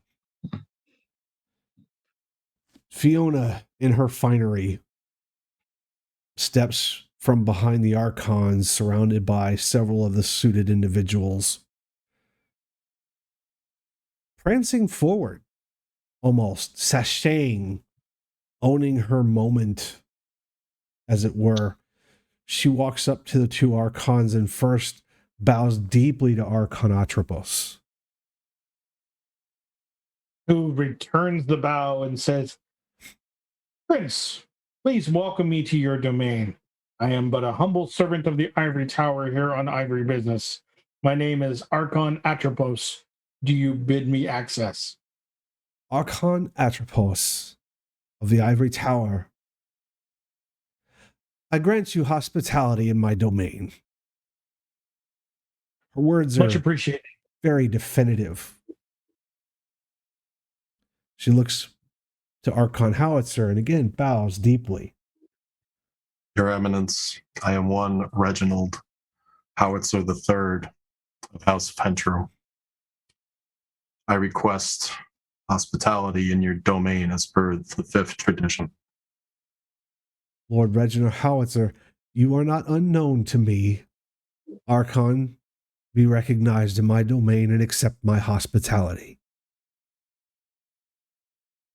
Your Eminence, and as per passed on to me to portray upon you, your first of many gifts will be one Samuel Smith, to do with as you please. She raises her eyebrows, looks around those standing, clearly looking over and past Samuel. Where is Mr. Smith, I don't see him. She makes a show of it, turning in a 360.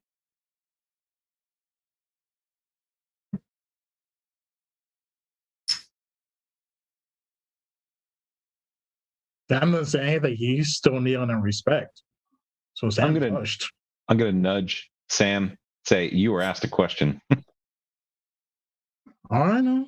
I'm still showing my respect at this moment, Mr. Toon, to the new prince of this domain. She looks towards Tim. Do you have something to say, Scourge? No, my prince. Will you find me Mr. Sam Smith, please? I don't see him before me. I'm gonna lift him up by the back of his whatever he's wearing. Sam, do you relent? Do you stand? I relent and stand. Do you? I'm not fighting this. Do you say I'm not fighting anything? this at all. She turns and looks at you for the first time. All I say is, "Oh hail, Prince Fiona." She kirks a weird smile. Where is my sheriff? She looks around. You hear a gruff voice from behind you. And Mr. Benny Blue stands up, stepping forward. He kind of shoulders past Jonathan, taps Annabelle on the shoulder as he goes, pushes past Dr. Weiss and Jacqueline. Jonathan, he just kind of shoulders past. My prince, you requested my presence. He has this weird look on his face like he doesn't believe he actually said that to her, but he has to. You can tell he's following protocol. This is Mr. Sam Smith, House of the Rose. Do you know him? Benny turns to Sam. I've seen him around, Fiona. Prince. Fiona. Mr. Blue. Of course, Prince. Fiona. I've seen him around, yes. I believe he has to answer to the ivory tower and not me. If you will please escort him. Benny's kind of confused. This isn't his gig. This isn't what he's into. He turns, looks at Tim, shrugs, and then walks to Sam. And kind of motions over toward Archon Howitzer. And at this moment, I walk over. I was sitting next to the Archon anyway, because I did kneel before him. I don't know if I was in front of him when Fiona walked up. Maybe I was confused. That's all right. So Benny Blue turns him to face Archon Howitzer and presented to you for judgment by Fiona, Prince of the Domain. Thank you, Sheriff. And thank you, Your Eminence. She nods. Judgment Benny takes a has step been back and it kind of hangs out where Tim's at.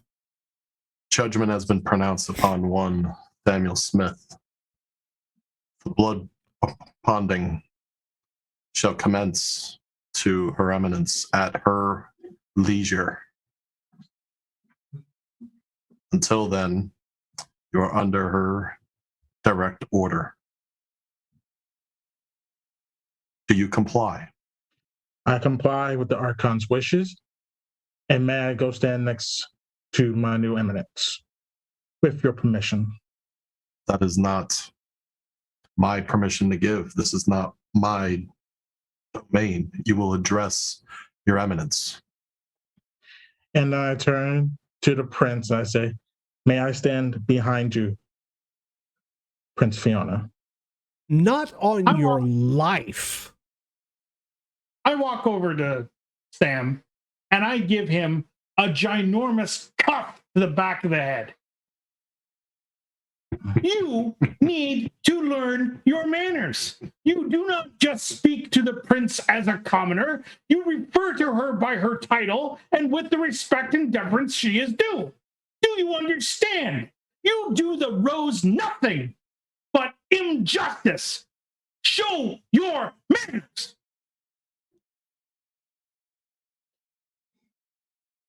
Sam would stand on one knee with his head lowered and respect to Prince Fiona, and he would wait for her order for him to stand anywhere in her vicinity.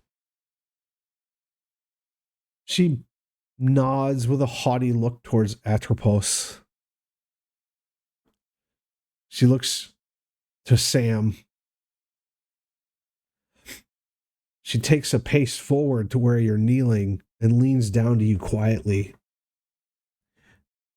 You once defied me. I promise you will never do that again, Mr. Smith. She stands back up, holding herself regally. You be with your friends. As you I'll command, call Your on you Eminence. when I'm ready. Yes, Your Eminence. And I rise. I keep my head lowered. I bow to her. I turn to the Archons and I bow. I turn to the sheriff and the scourge and I bow to them. And then I walk with my head lowered back to where the others sit, not saying a word. And he kind of ruffles his brow, like, why are you bowing to me? He's got this confused look on his face and kind of nudges Tim for a moment, pointing.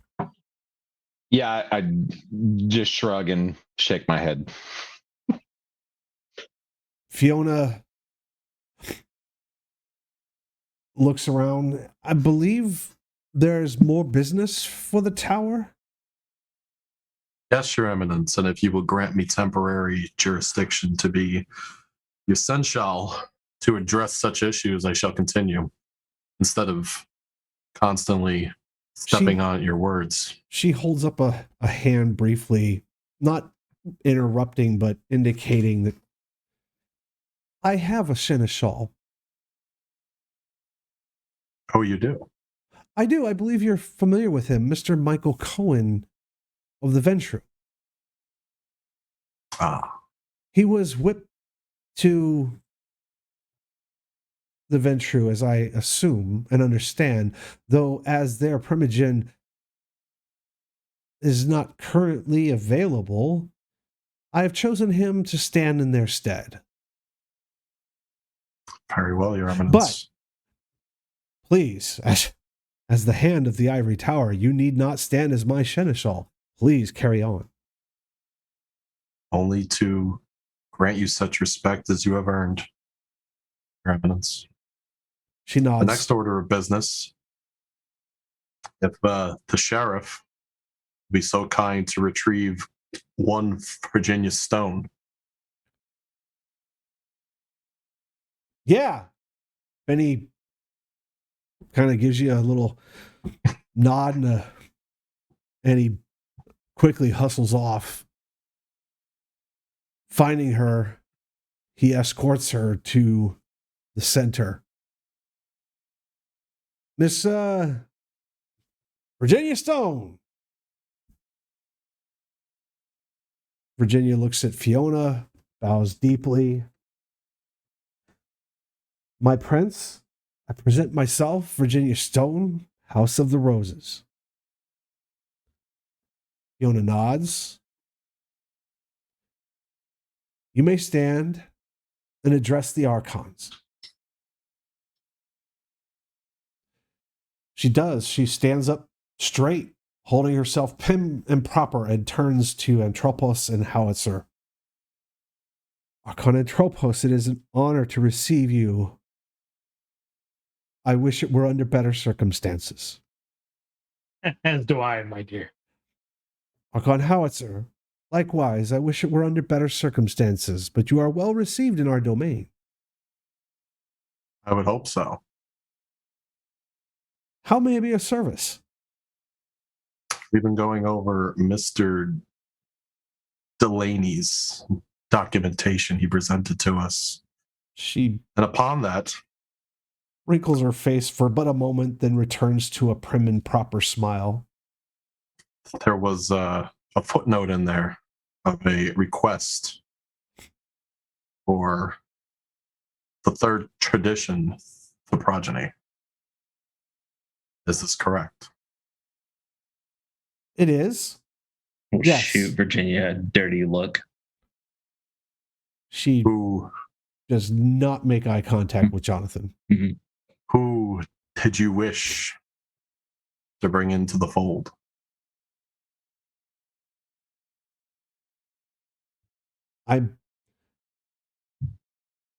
She looks at the corpse of her once ghoul, Mark, who she knew to be SI. She maintains her composure. I would need a replacement. He would have been useful. And she kind of haphazardly gestures at the dead mortal. This one, I think, would do fine. And she motions at Mr. Morrison. If it pleases the Archons, of course. I'm only going off of what has been deemed to me to proclaim. You shall have one James Morrison with the added footnote that he will be accompanying you across the sea to the old country. You see Virginia's face drop as they make this proclamation. She no longer looks prim and proper. There's almost a hint of fuck you on her face. She breathes a moment. Can she, you have been requested to go back to finishing school because apparently you've missed some key elements and need some retraining. And it's best that you take your new progeny with you so that he can learn from the direct source. She literally looks taken aback. Her jaw drops a bit, is hanging agape as her eyes dart from Archon Atropos to James Morrison to Jonathan to Sam Smith, as she has just been told to go back to class. The salons over there should be quite helpful, I hear. Sam had his head down. Sam wasn't even looking up at this point. Oh, but he can hear exactly what's being said. Oh yeah, From the you can Toreador hear just Archon. fine. Yeah, this came out of the Toreador Archon's mouth. I didn't look up. I didn't look up at that point. I knew that was coming. She It came out gathers of the Toreador Archon's herself, mouth? straightens an unseen crease in her dress, looks sideways to Fiona for some kind of acknowledgement, which she does not get. Looks back to Archon Howitzer and Atropos. As the garden needs. Needs. You are dismissed. Take your Again, new toy she with you. looks surprised at being dismissed. Turns, angrily stepping to the body of James Morrison as he kneels, holding his head, trying to gather what's going on. Grabs him by the collar, cuts one last glance to Sam Smith without saying a word, and she storms off, dragging James Morrison behind her.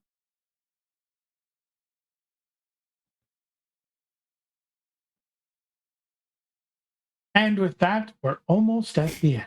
Sure, Archon. Only two more pieces of business from my end, Archon. One, going over education for everyone. The final tradition. The second tradition, the domain. As you all know, your former prince, one Antonio Giorgio, has not been performing. He is a primary cause of why all of us are standing here today.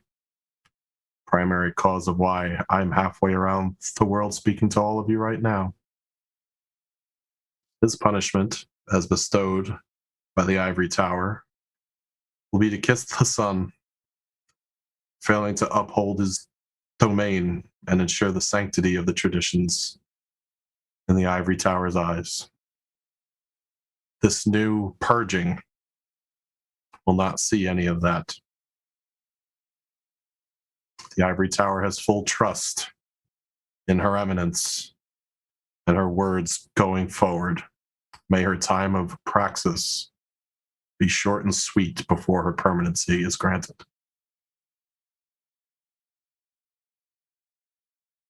Fiona nods to both the Archons,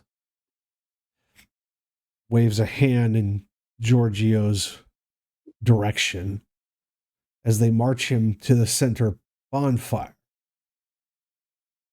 already attached to a crucifix.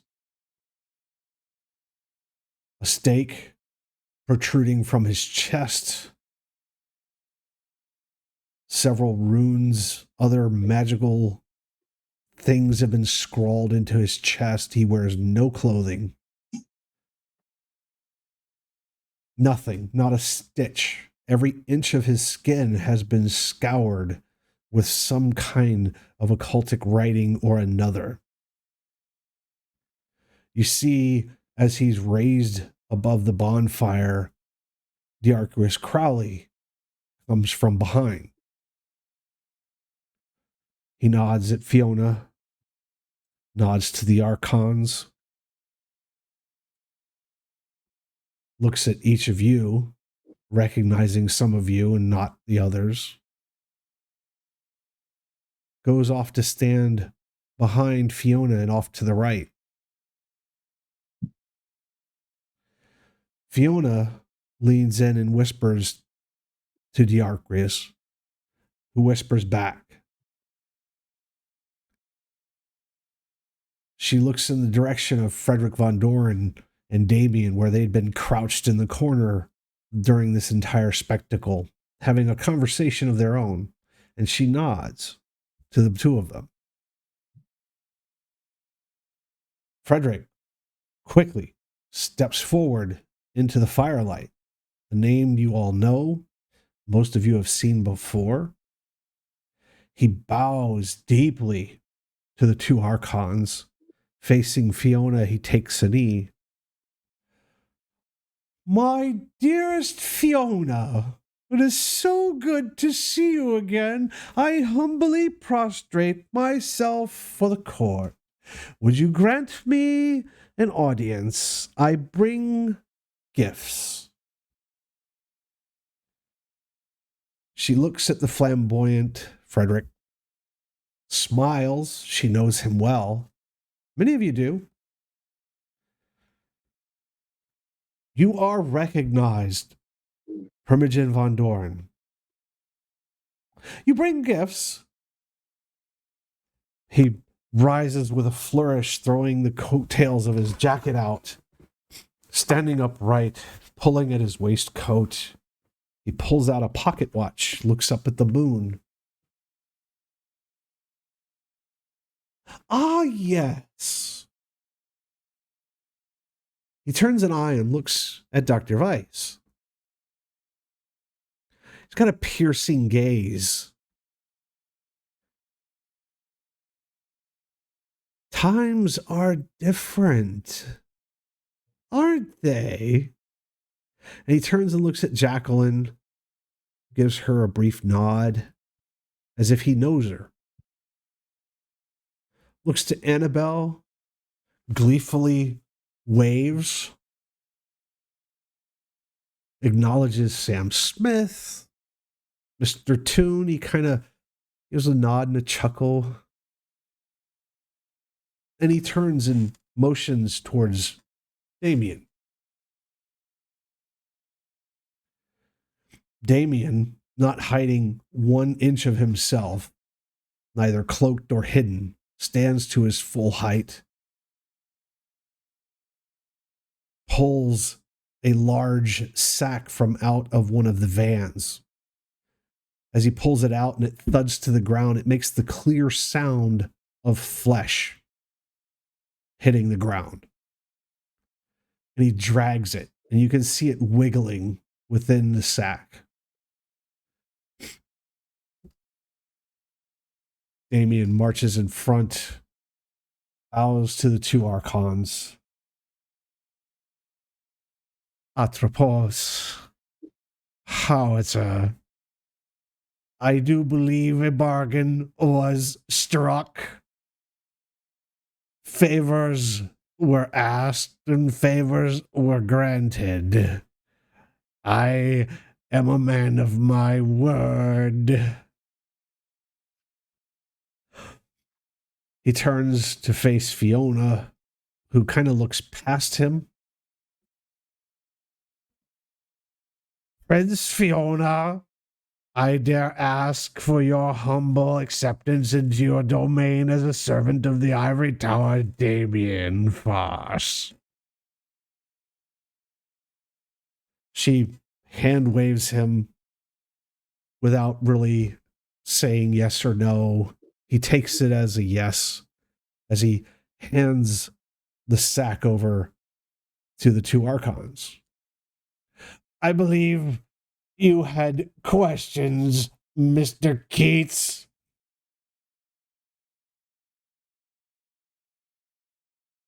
Questions about?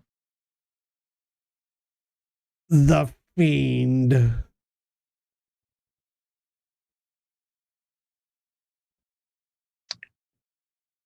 I will.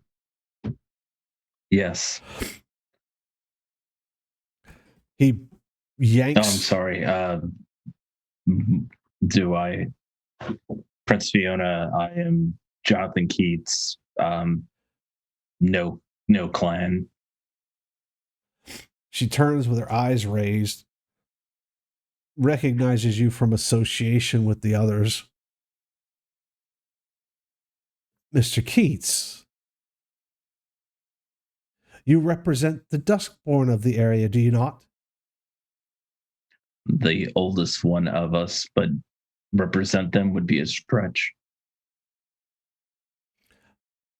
Lack of any other option at the moment, you are he.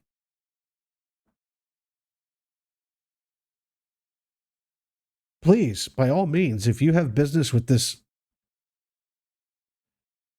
person, and she again hand waves towards Damien, do address it.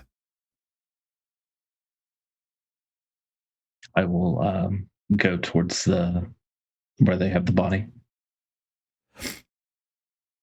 Damien kind of crouches as you approach to take on a similar height to see you eye to eye as he takes hold of the sack, for lack of a better term. You think you know this person. I might. He yanks, throwing the leather sack, dumping out its contents. Quite notably, those who you have ever seen Sasha Vikos. They stand, cocking an ugly look, in turn, at Damien, the pair of Archons, the newly proclaimed prince, Diarquis Crowley, the corpse of Walter Quince, and suddenly to you, Jonathan. Damien speaking up, putting a hand on your shoulder, looking back towards Atropos and Howitzer. I believe Mr. Keats had a request. I believe I have paid for it in full. Yes.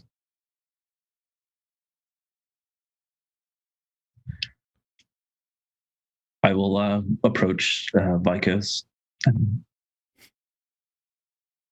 kind of just brush the hair out of their face and be like, you're not the real Vikos, are you?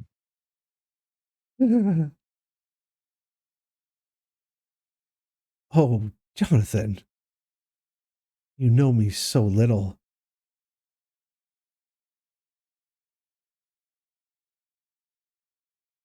Where's your Enlighten friend? me. Which friend? Oh, you know who I told you was the cost of your little trinkets.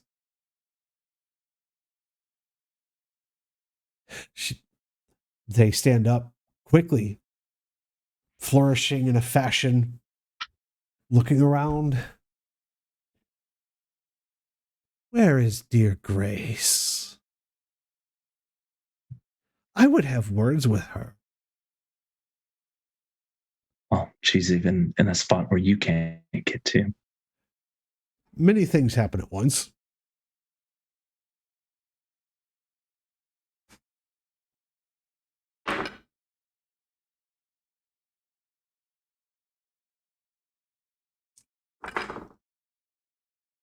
I don't know if y'all could hear that, but that's the sound of my dice rolling around in my dice tray.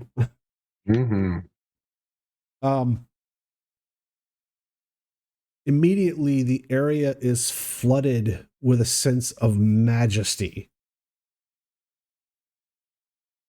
Eyes turn to focus on Fiona, Atropos, and Howitzer, as the three of them seem to be quite literally the center of the universe all at once, including the creature put before you called the Fiend. Sasha Vikos turns abruptly, drawn by the unmistakable draw of majesty. Dealing and bowing ahead.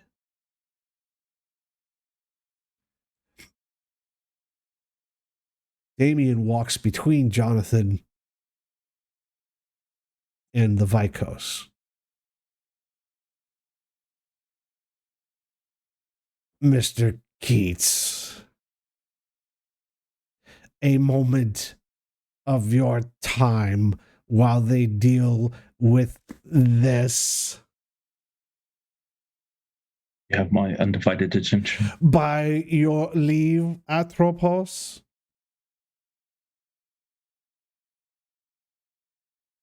A deal done then, yes? The ledger balanced? Yes, for now. Prince, by your leave.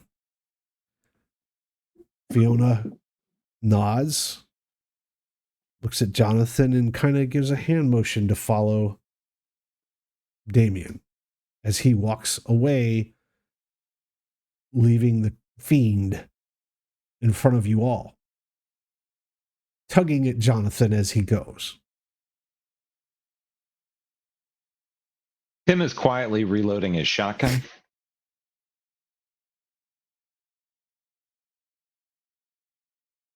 Dr. Weiss, this thing that you've seen Damien at least now a handful of times, still not any less shocking.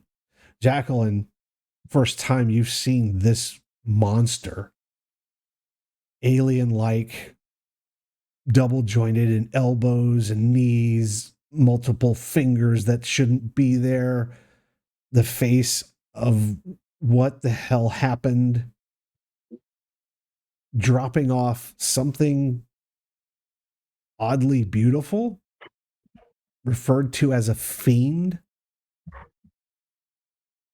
Feminine characteristics, lithe in body, and simply dropped off out of a sack as if it were yesterday's potatoes. The reactions of those around you, a mix. Assuredly, Jonathan's probably striking as he was closest to you, aside from Dr. Weiss. Immediately, the look of recognition on who it was. He strode to the center and was just as quickly led away. Annabelle, you know the face of Vicos, Sam Smith, you know who they speak of, Tim. You all know who this thing is. As Damien and Jonathan stride away from the circle, away from the spectacle or the spectacular, leaving you all with the Archons and the thing named Vicos. Damien leads Jonathan off and away from the crowded spectacular, saying nothing other than to shut up, as he makes definitive strides out of the light of the blazing fires towards a small shed on the property of the Marrakesh farm. It's not a long walk, just one enough to where the voices in the background fade to dull thumps and thuds and hisses as voices raise and lower. Mr. Keats, you know,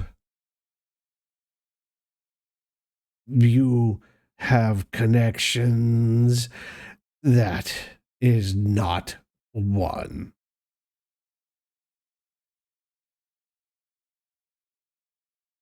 I have connections of what? Coy, Mr. Keats, on such an auspicious evening does not suit your character to my recollection. The Vicos. What about Vicos? He motions behind him. If that is really Vicos. Oh, you and I both know you have been lied to and led astray, Mr. Keats. It has been quite amusing to watch you jump through hoops. That's what I thought. It wasn't. No, but I struck a deal on your behalf. And what prompted such generosity? Not that I'm not grateful. Just curious. If the face of Damien could wrinkle a brow, he would. But he tilts his head off to a side. You claim it generosity? I think not. I take payment for everything I do, Mr. Keats. I am sure you can understand. What was your payment? Your payment is one more in question than my own. I have made my payments. What do I owe? Indeed. Damien, without ceremony, holds an arm out, licks one of his grotesquely oversized talon, and opens a wrist and simply offers it to you.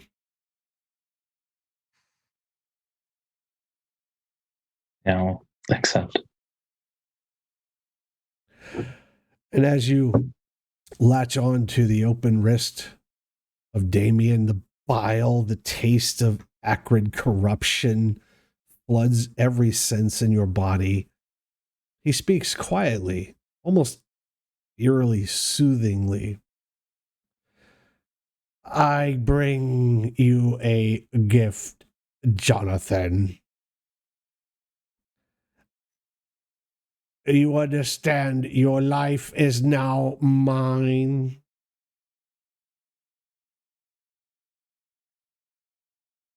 I understand. He retracts his wrist, licks it in a grotesque way, making a show of it, beginning the healing of the wound, and he motions to the shed. I Fall. offer you a choice which you would otherwise not have. And he simply points to the shed. I will enter. You open the door to the shed. It's not big or spacious, roomy, or even lit for that matter, but the light of the full moon is enough pale gray as you open the door to realize there's Ada. Unbound, as far as you can tell, unharmed, cowered in a corner. Doesn't look at the sound of the door opening.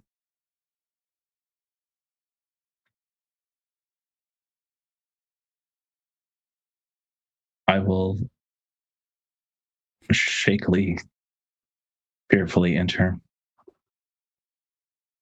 You enter, the shed's been stripped of anything. There's a wooden, rotted kind of a bench shelf that's there that at some point probably housed tools or canisters of this or that of the other. And Ada cowers underneath it, almost in a fetal position, hugging herself, I will seemingly attempt unawares. to close the entrance that I entered from. You reach and pull the door closed behind you. There's a soft click as the latch drops into place. You can hear a muttering of some kind.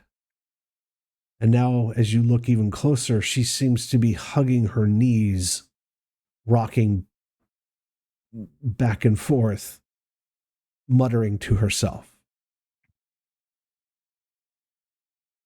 Gonna approach her, and I don't think I can keep a straight face. I'm just gonna, like, I'm probably tears are welling up, and I'm gonna call out to her. What do you say? Ada, it's me. There's a visible stiffening. You can see muscles bunch. She grips her knees tighter. Doesn't necessarily respond or turn her head in any way, but she's no longer rocking back and forth, no longer muttering.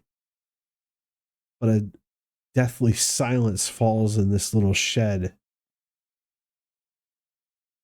Acutely and intently listening to your voice and motions.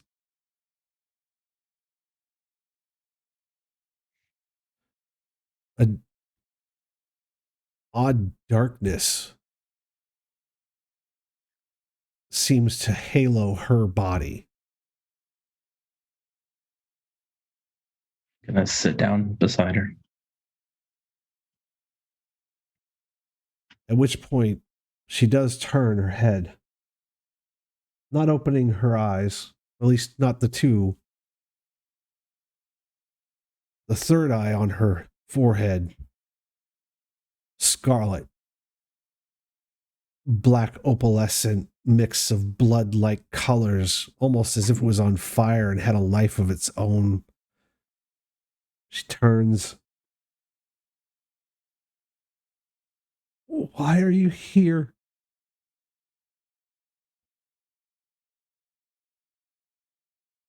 It's my last boon is to see you.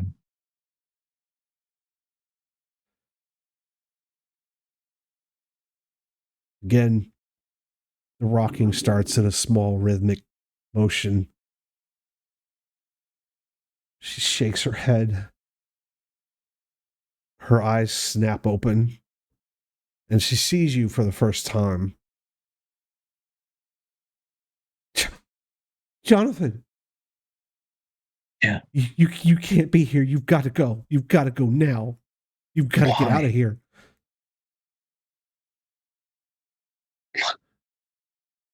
You have to get out of here. You don't understand. What? Why are you here? This is the last chance we'll get to spend with each other. They're going to take me away.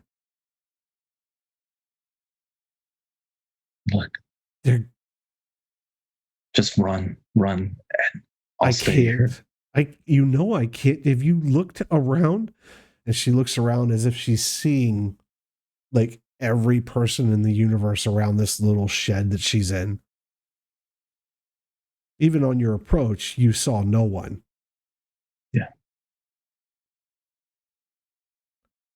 Just, I can't leave. You can't be here.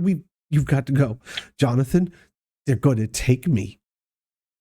No, look, You don't understand. Jonathan. there's a way. How?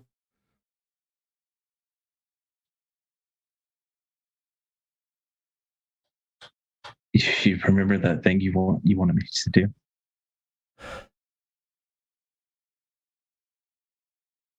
She tightens her face, wrinkles her forehead. I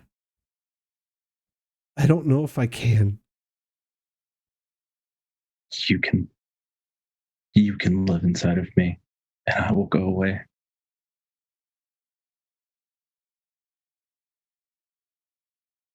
I can't control it when it starts.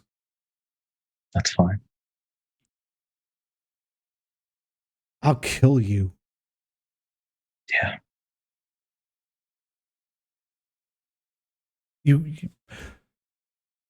She bolts, sitting upright on the floor, pushing you off to one side. You've got to go.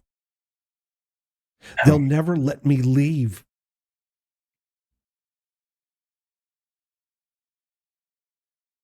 You know what I am. You know what I can do. They see me as a tool. That's why you're going to use me to get out of here. How? How are you going to get out of this? And she points towards the door.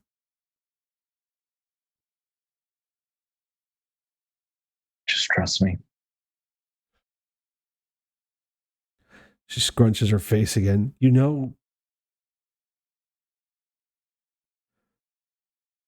I do. Yeah. But just close your eyes.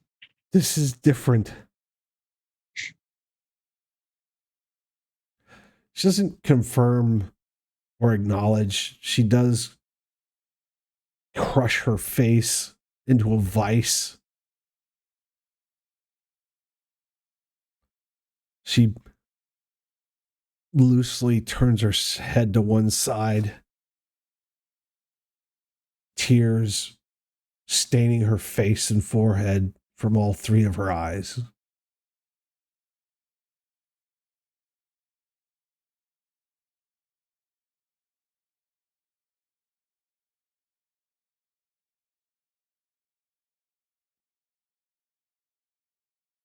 I'll whisper the poem from the bar episode.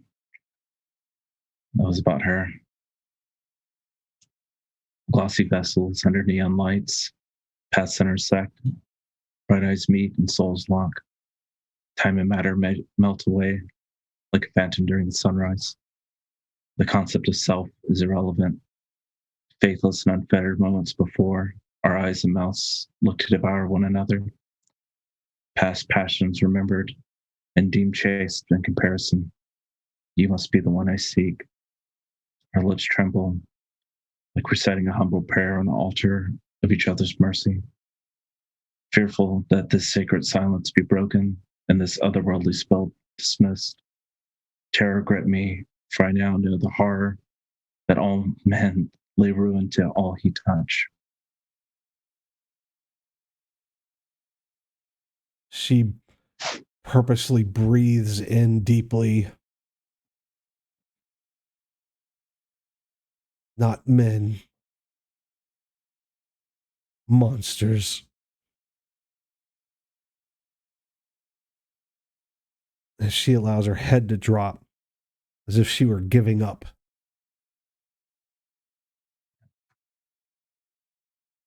And I will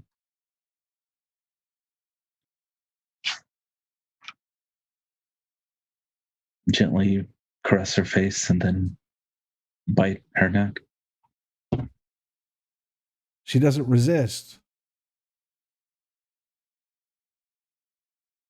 She doesn't push you away. She quietly mutters in some strange language. As one can only assume, you begin to drink the life from her. Yeah.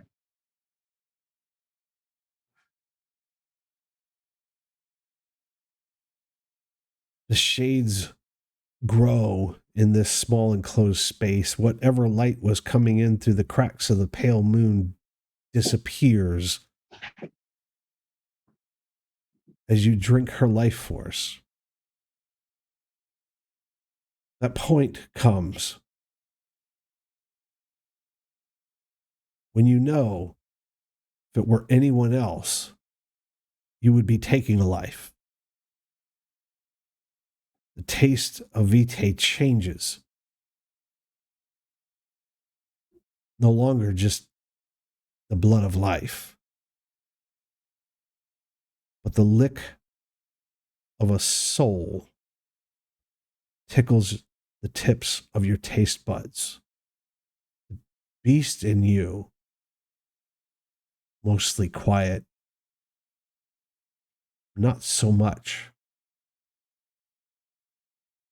Don't stop. This is just the beginning. Come on, Jonathan. You know she wants you to do this. You know this is what we have to do. I've been Finish alive for too long. the job. It's time to sleep. If she doesn't go now, she will be a slave. And you know it.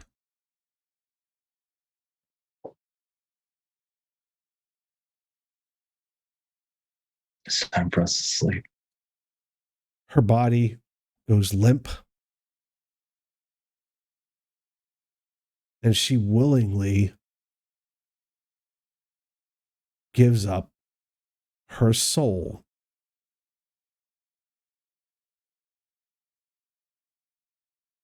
The darkness in this small, confined space becomes absolute.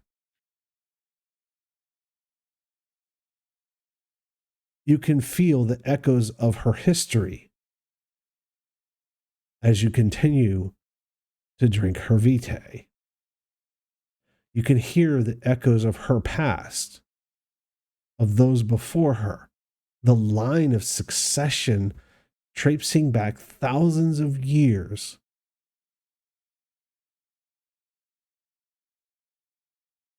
And she whispers before expiring, make them pay.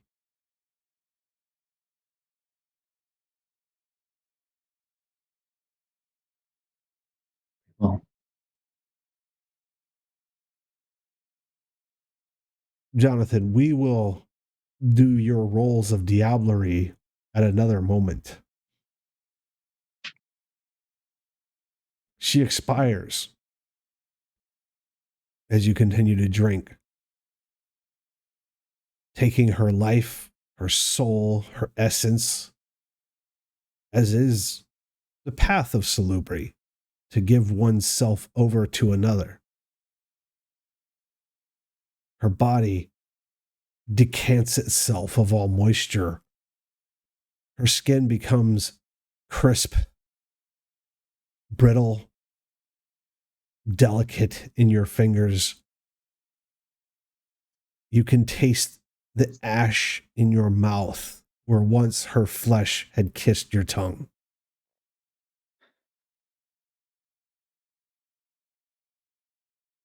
There is a strangeness that overcomes you. There is a different sight that seems to come as you pry yourself away from her desiccated person. She crumbles in your hands, leaving the stains of ash on your clothes.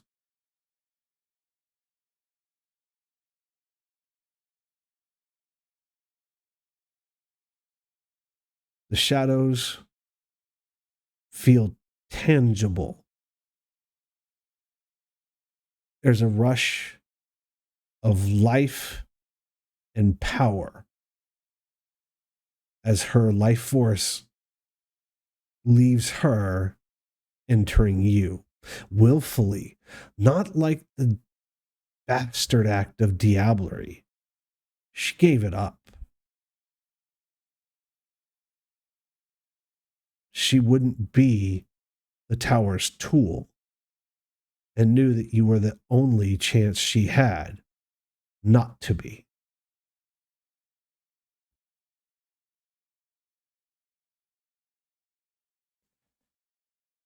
Back in the rest of the world, as Damien marches Jonathan away, giving up the prize to the Archons, striding out of sight.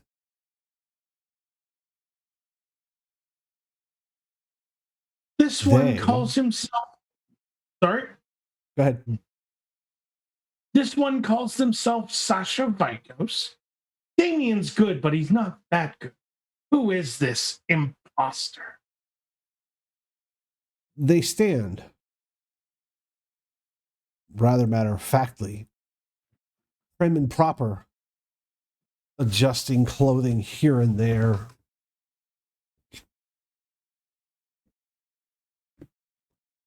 Who addresses me precisely that I should answer? You may call me Atropos, the inevitable. The inevitable. Quaint. And you claim authority over me? No, the prince does, because you're in her domain. The Vikos quickly looks over its shoulder, spying Miss Fiona. Tart. Prince. You could do better. Atropos. Can't you do better? Again, who exactly are you?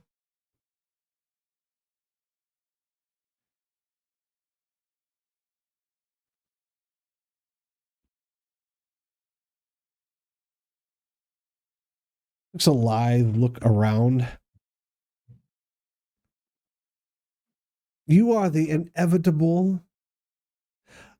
I am the undying.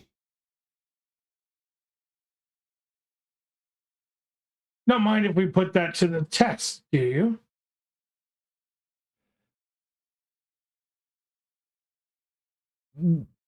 Do you have the metal?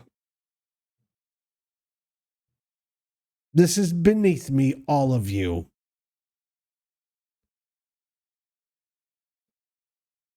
The one known as Vikos literally turns to walk away from the Archons. I blink beside them and grab them by the face.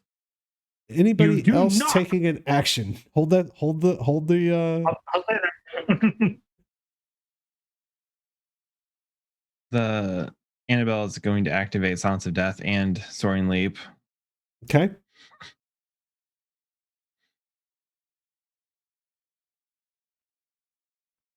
Anyone else? No? I will speak. Terminal decree. Oh, good. And I will say, kneel. Okay. I will make a roll. Like, I had a feeling that Terminal Decree was going to happen tonight. So I already knew Annabelle was going to jump. I don't knew know. Annabelle I was just gonna heard a action. maraca of death. We'll see. Yeah, I heard that too. Oh, he's rolling it twice. God damn it, Randy.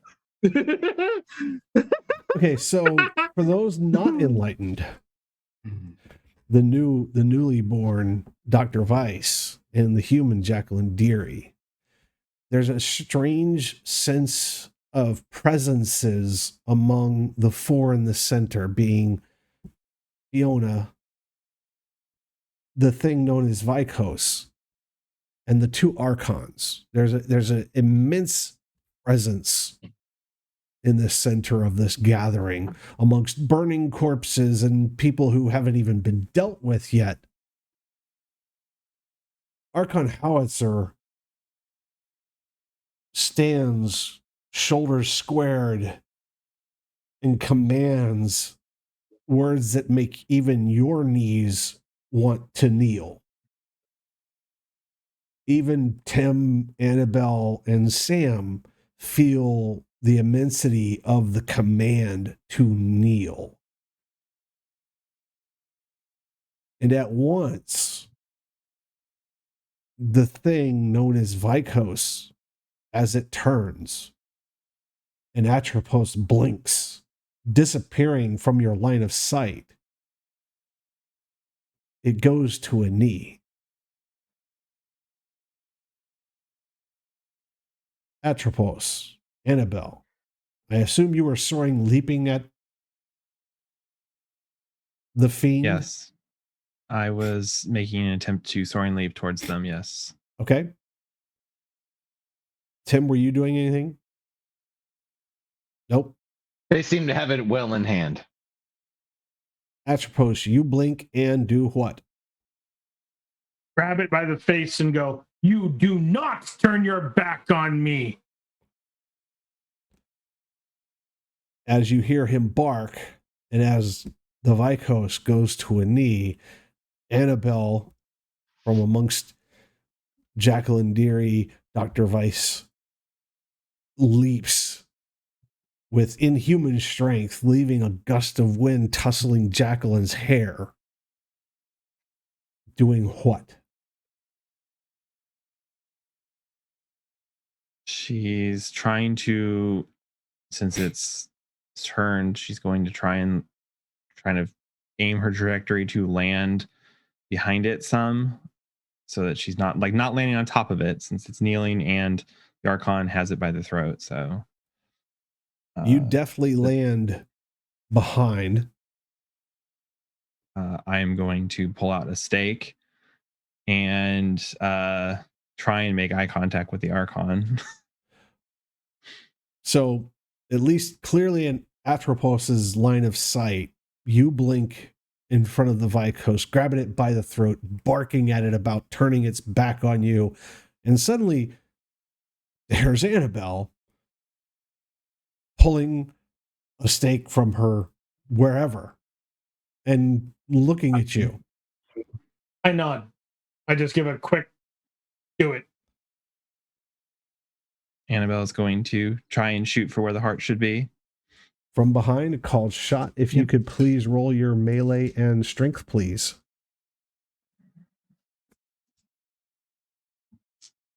If this is going on, Howitzer would start taking a couple of steps forward, approaching them.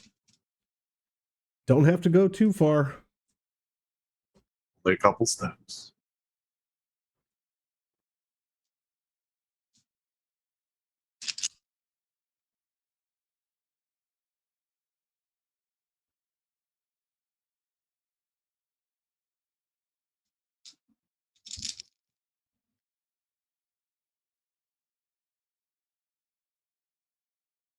Tim would say the Uh, maraca of death. Six successes. Wow. As Sam calls it, Maraca Doom. No sooner does Atropos nod at Annabelle, and she deftly strikes the Vicos from behind with a wooden stake, shoving it viciously through and out the chest of the Vicos with a near perfectly practiced aim, piercing its heart, staking it, rendering it into torpor. Even as it raised a hand to answer Antropos's command, it collapses in front of him.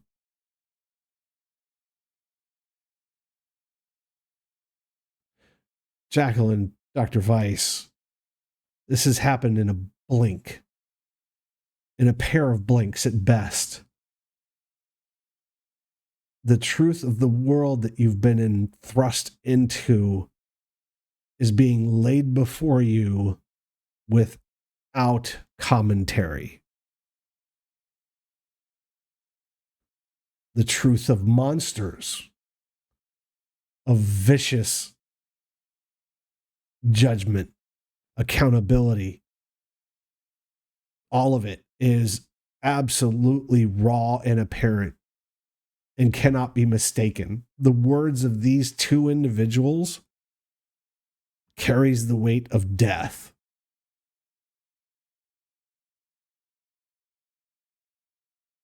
Even the seasoned around are awed at how fast things happen at their words.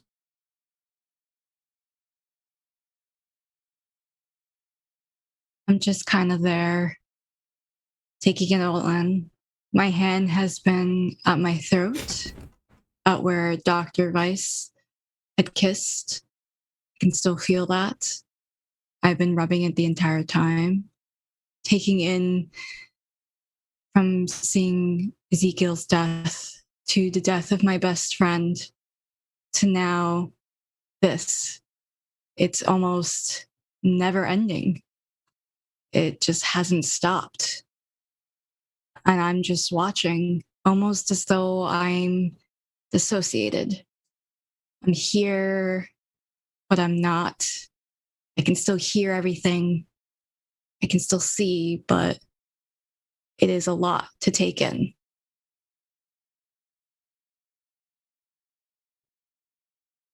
Dr. Weiss has been standing there watching this display go on, and it's so this is how things are done. This is the protocol. Strange echo in her mind, the voice of Damien warning her that the truth is ugly.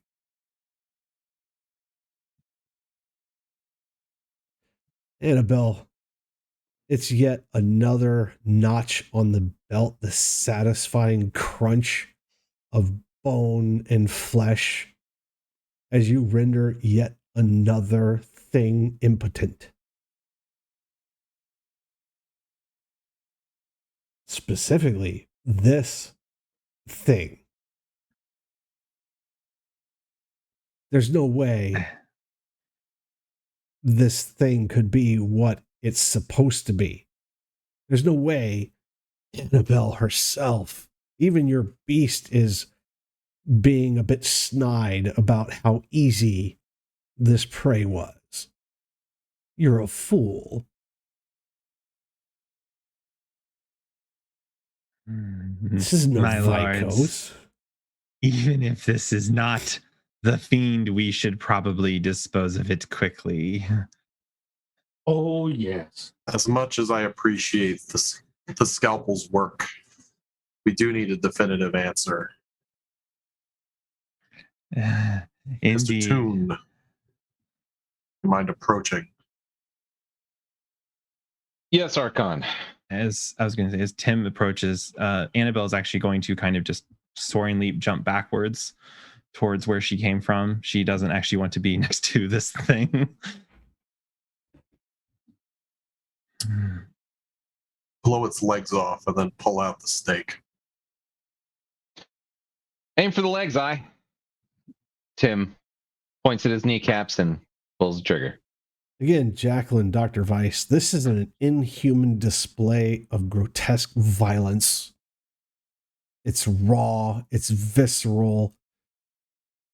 It's nothing like the movies ever showed. This is real. The smell of coppery blood, burnt flesh, the tearing screams of people on a crucifix burning under a pyre of fire. It's too surreal. And all of them act as if this was just Tuesday. It's eye-opening at the very least.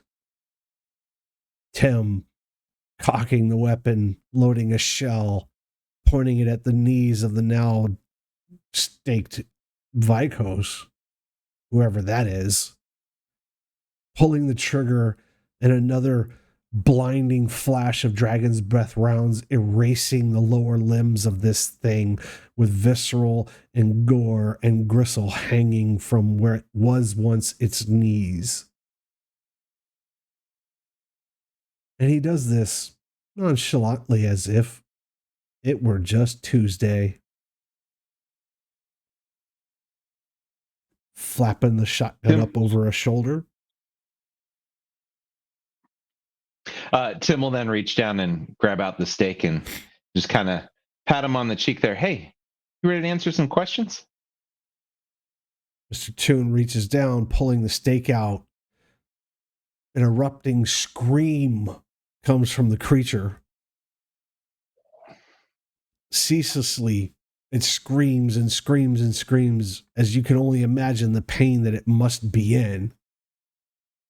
It pays no heed to anyone around it. It seems to be out of control. For our kindred, clearly this thing is completely in frenzy. Another command. State your true name. Even amongst its screams, its throes of pain and terror, it pauses as Archon Howitzer's words feel like hammers hitting nails. Even as it reaches other people in earshot, his words carry weight. You feel this need to speak your name. It's insane. This, what? How does this come up in my throat? And you can even see others gathered around pause, opening their mouths as if to speak in that moment. The thing gurgles, spits vicious acid. Vikos! Vikos! Vikos! Its face deteriorating into what can only be its pain that it's feeling, the searing dragon's breath rounds burning through its lower limbs.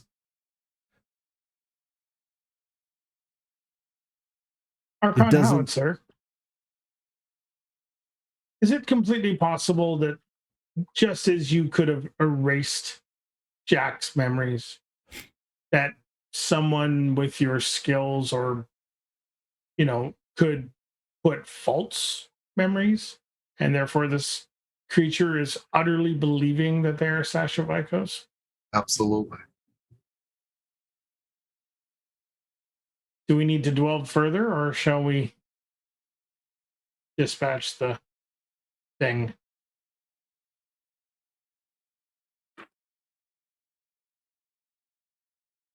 Mr. Toon, Yes, Archon. drop the hammer. Drop the hammer, eh? As he says, Mr. Toon, drop the hammer, you feel a vicious claw surround your ankle. Him or me? No, Mr. Toon. There's a swift yank as you are brought off your feet. As he says, drop the hammer, and you are unfooted, falling free fall to your back.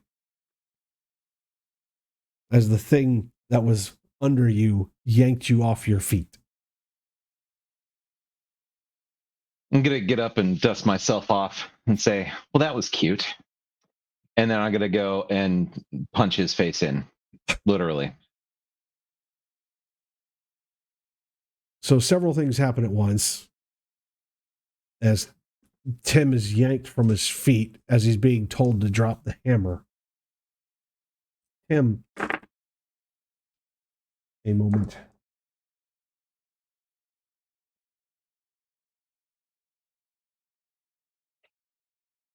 I need composure and resolve, please.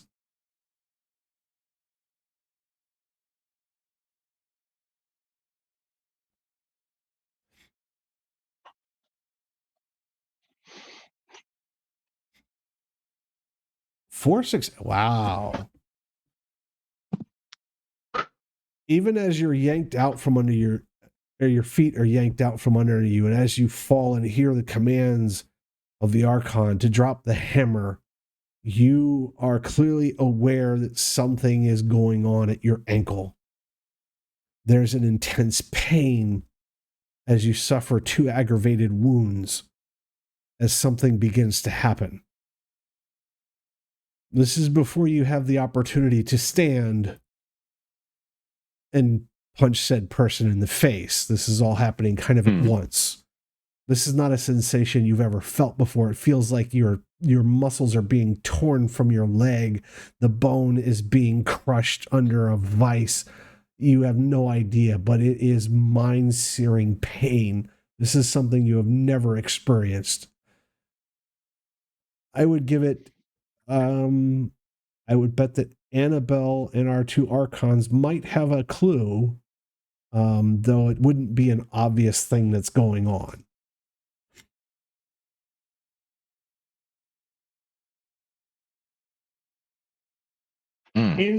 Is the thing that pulled him off his feet the creature on the ground or something else? Oh no, it's definitely what's known as Vicos.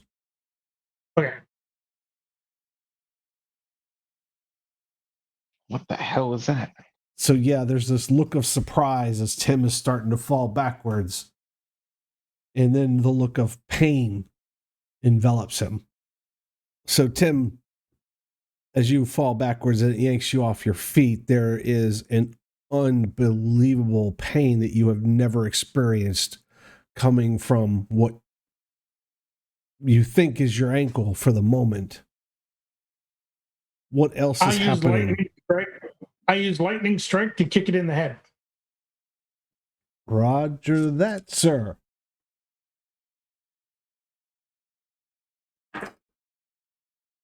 Well, it is prone, unguarded, unsuspecting, and currently occupied. I would say that that's a success. And with lightning strike, it can't make a defensive action anyways. According to my roll, that's 8 successes for the Archon. Before we go any further, is anybody doing anything else as they see this happening? Dr. Vice is just being like, this is insane. I'm just looking at my foot and going, ow. As you fall. Annabelle, Sam, nothing? Tim, like, this is justice. That's all he's saying in his head, and that's it. Like, justice deserves Vicos in his head. He's saying it out loud. This. No, this is the Vicos. Vicos deserves justice. Tim does not deserve to get attacked like that. So, the Archon strikes out as he sees Tim yanked off his feet with an uncanny speed. Kicking it where? In the head. Can I assume that this is with your full dice pool? Oh, yeah.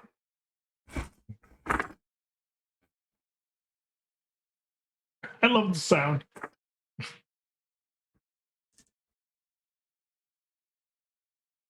There is a waft of motion. Tim, you feel a slight breeze as a foot flies past your vision, connecting with whatever this thing is that has a hold of your ankle, causing you unbelievable amounts of pain. As its head it vanishes, for lack of a better term, or maybe explodes, implodes. Hard to tell from your vantage point, but from the others, the rather prim and proper, very well dressed Archon Atropos of the House of Roses kicks this thing's head like a soccer ball from across the field. There is a brief puff of gore, pink bone spraying across those behind you, ergo Sam, Jacqueline, Dr. Weiss, and Annabelle, as it lumps to the ground motionless. Tim, the pain, while still extreme, subsides quickly, though the hand, as you see the fingers relax, does not detach from you. I'm gonna reach and pull it out. And there's an Atropos standing over you, having kicked the head of this thing off.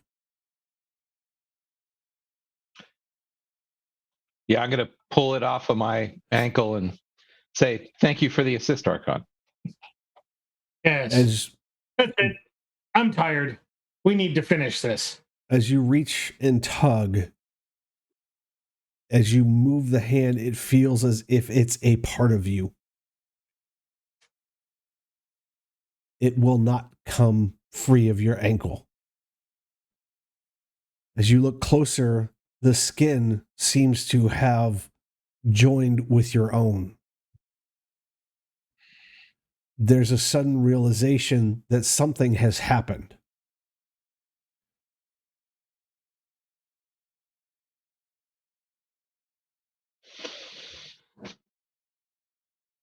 Does it feel like it's in my foot, or is it just attached to my ankle? It feels like it's part of you.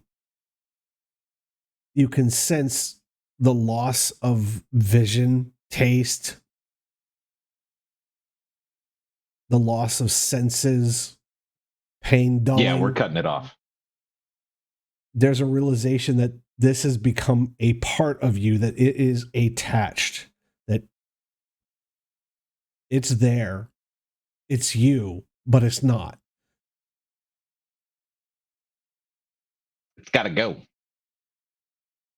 Annabelle, Jacqueline, Dr. Weiss, Sam, you can all see this wash of strange looks go over Tim's face as the Archon punts the head of what was named Vikos before it had a chance to answer Archon Howitzer's question.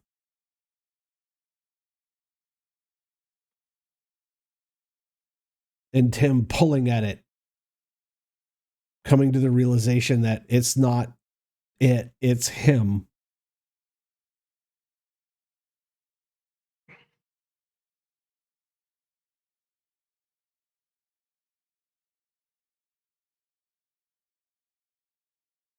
I hate to. I hate to keep telling our esteemed archons how to do their job, but I suggest you sever the limb quickly. Throw it into the fire. Mr. Toon, do you have a problem with this? None. Sooner the better. Right then. I motion off. Somebody comes out. They must have a sword because we were going to behead somebody. So I would command Mr. Toon, you feel no pain. Tim, there is a force impressed upon your will. Not unlike dominate that you have suffered before, but it carries an even more noticeable weight. It's not like you to just let that fly.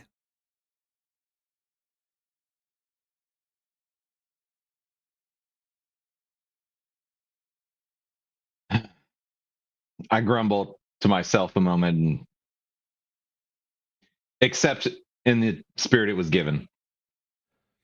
And Archon Atropos bends your knee in such a way that you don't really understand at first, but after they cut cleanly through the joint, you understand exactly why the knee was bent the way that it was.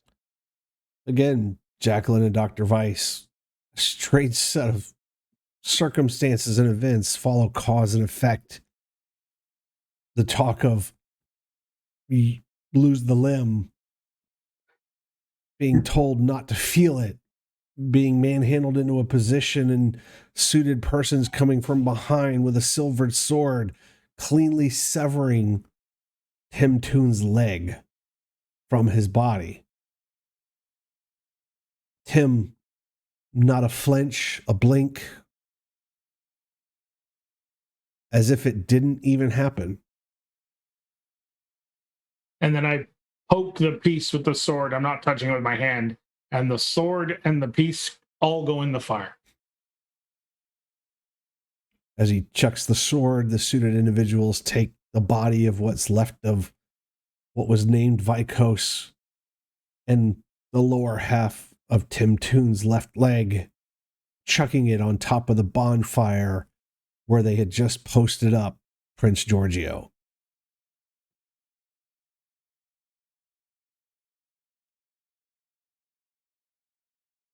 Right. We are coming to a conclusion. Not the way I wanted to end this. Certainly dramatic, certainly colorful, kind of disappointing. We have stated all of the traditions, I do believe. We've gone through them all. We've impressed you the value of them. And Archon, do you have something you wish to say as you glare at me so lovingly? Let this not go to waste.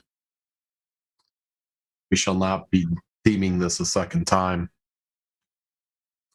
The next time any of this occurs, as I do not doubt Her Eminence's jurisdiction or order that she shall press upon this domain, but next time there will be no examples. Yes, I did say that this was the one and only event, and I meant it. I pull a small remote from my pocket and I push it, and every other cross goes up at once. The face of Maurice Tellon alight in surprise as there's a brief spark, a small puff underneath his feet as the kindling is lit. Jonathan exiting the shed, stumbling back in the direction of the orange light. As you hear the pronouncement of Archon Atropos, he holds up a device and presses it. You see the face of Maurice Tellon, surprise leaping onto his face as he realizes he too will burn. One of the suited individuals yanks the hood from a person as their cross too ignites. Penelope hangs from her own cross. Her face frozen in an exacerbated look of surprise. There's a stake out of her chest. At least she can't fight or scream or speak. But you can feel her burning in your mind as the bonds of child and sire begin to wane as the flames lick at her feet and climb her body. The prince is not left to the fire. Though the kindling is stacked high, he clearly faces east, and the hours draw on the evening. Even Dr. Weiss and Jacqueline are aware that surely the sun must rise. Surely this night has to end. Do these monsters do this always? For Jacqueline, is this the rest? Am I to die? Dr. Weiss, is this the rest of my life? Sam Smith, with the sword of Damocles hanging over him and the threat of servitude for a life. To Fiona? Mr. White, his ashes long dropped to the ground, muddled with the ashes of the pyre beneath where he once hung. His voice rings out in the darkness of the cobweb, reaching Dr. Weiss, reaching Frederick von Doren, and any else who might be able to tap that resource. His sickly laugh, his hysterical cackle as he gave up his last words, echoing in their minds. Almost a relentless, yes, Atropos. When you're done, I just want to conclude. The tug of the sun's awareness is on everyone who is not kind, which leaves one person not feeling the tug of shadow, the need to find respite and solace from the sun's rising. Jonathan, returning to the circle, seeing the spectacle come to its conclusion, the fires of many crosses ignited at once, seems different.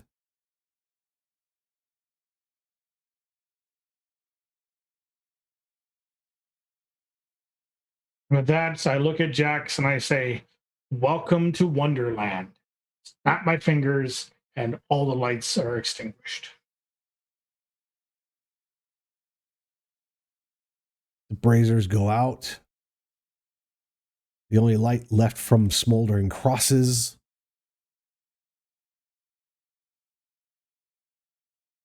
The scramble of people packing up, putting things in vans, removing cameras and lights and cables and things that looked of a production. It's like a bad dream for Jacqueline and Dr. Weiss. I feel nauseous. I feel lightheaded. I feel very drained, exhausted. Like this was the longest night of my entire life. I have my hand on my stomach, trying to keep everything in, but I definitely look faintish. And I reach out and try to balance myself against Dr. Weiss, holding on to her. Dr. Weiss is definitely there.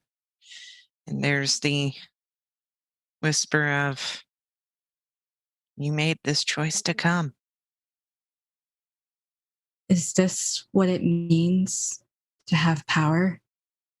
to be as strong as a god and yet monstrous all the same?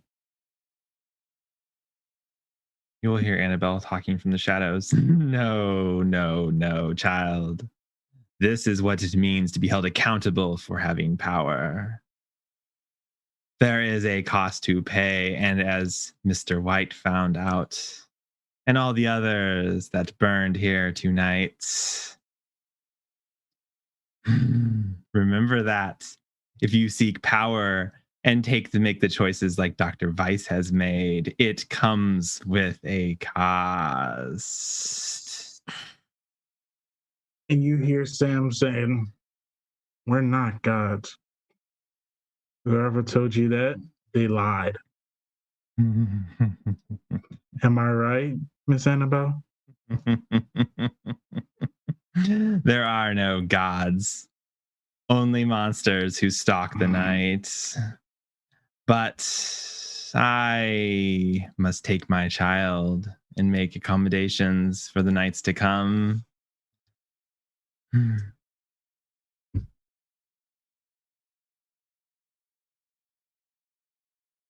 We should Okay. probably figure out how we're going to leave and where we're going to rest, Jax. Yeah. I would very much like to go far, far away from here as possible. There is Indeed. definitely a flurry of activity as many are whisked away into vehicles. The newly anointed Prince Praxis Fiona Griffin shares but a few words with the resident Archons before entering one of the many vehicles. The sheriff, Benny Blue. Go ahead. I'm gonna approach Dr. Weiss. I realized I was muted earlier. I'm sorry. I approach Dr. Weiss and just say, "Here, you can give her the address to my haven, and I'm gonna give her the keys and tell her I don't need this anymore."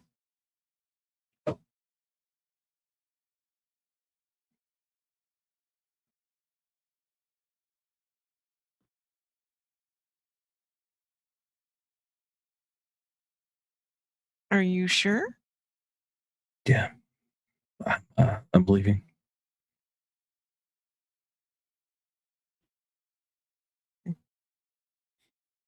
I wish I would have known more about you. You will. Thank you.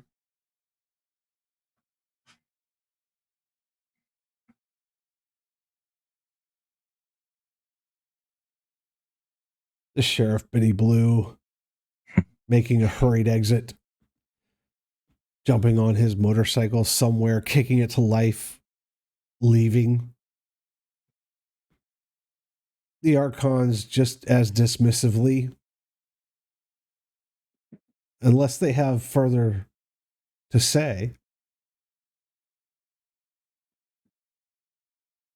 The only other thing I would do is I'd head over to Mr. Toon and have a couple of gentlemen help him to his foot, assist him to get him some help.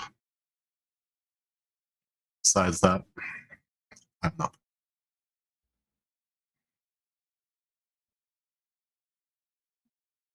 The scene is emptied quite hurriedly as the licks of sun start to break the horizon, leaving all but two persons who can actually witness it. Jacqueline and, strangely, Jonathan Chase.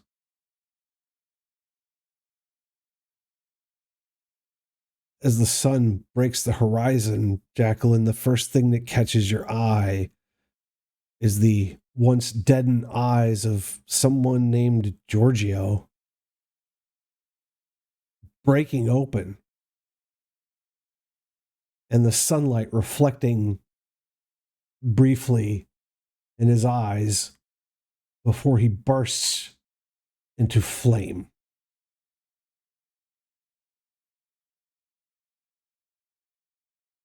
A quick engorging, the inflammatory nature that is in ancient vampires takes over, burning him to ash within moments of the first sun rays breaking over the tree line at the Marrakesh farm. Several vehicles leaving. You notice now in the morning dusk, their windows are black. Unnaturally, they're not tinted, they look painted. Those that were supportive and around you have been ushered away and are gone, leaving you at Marrakesh surrounded by piles of embers and ash.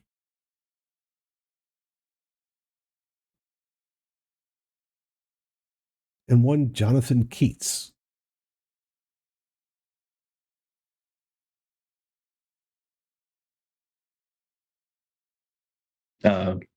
Pulse real quick. Can I be in the sunlight? At the moment, yes. Okay.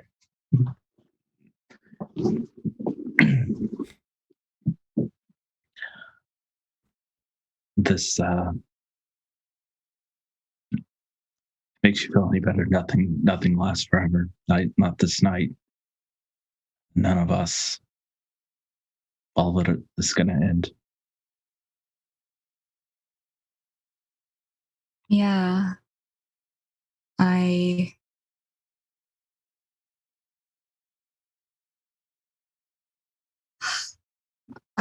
have seen a lot these past couple months, and I don't know how to move forward, but I'm gonna try.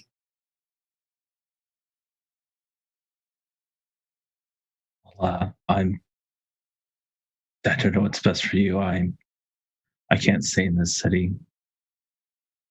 I'm actually headed west.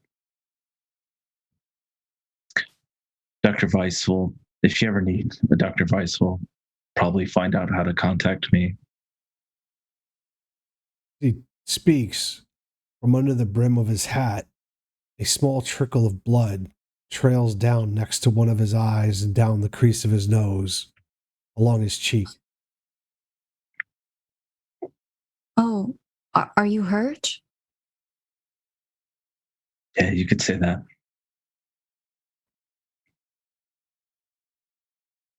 I'm sorry. You've been really kind, and I appreciate that amongst everything that's happened here. Just pay that kindness to somebody else who needs it. Of course.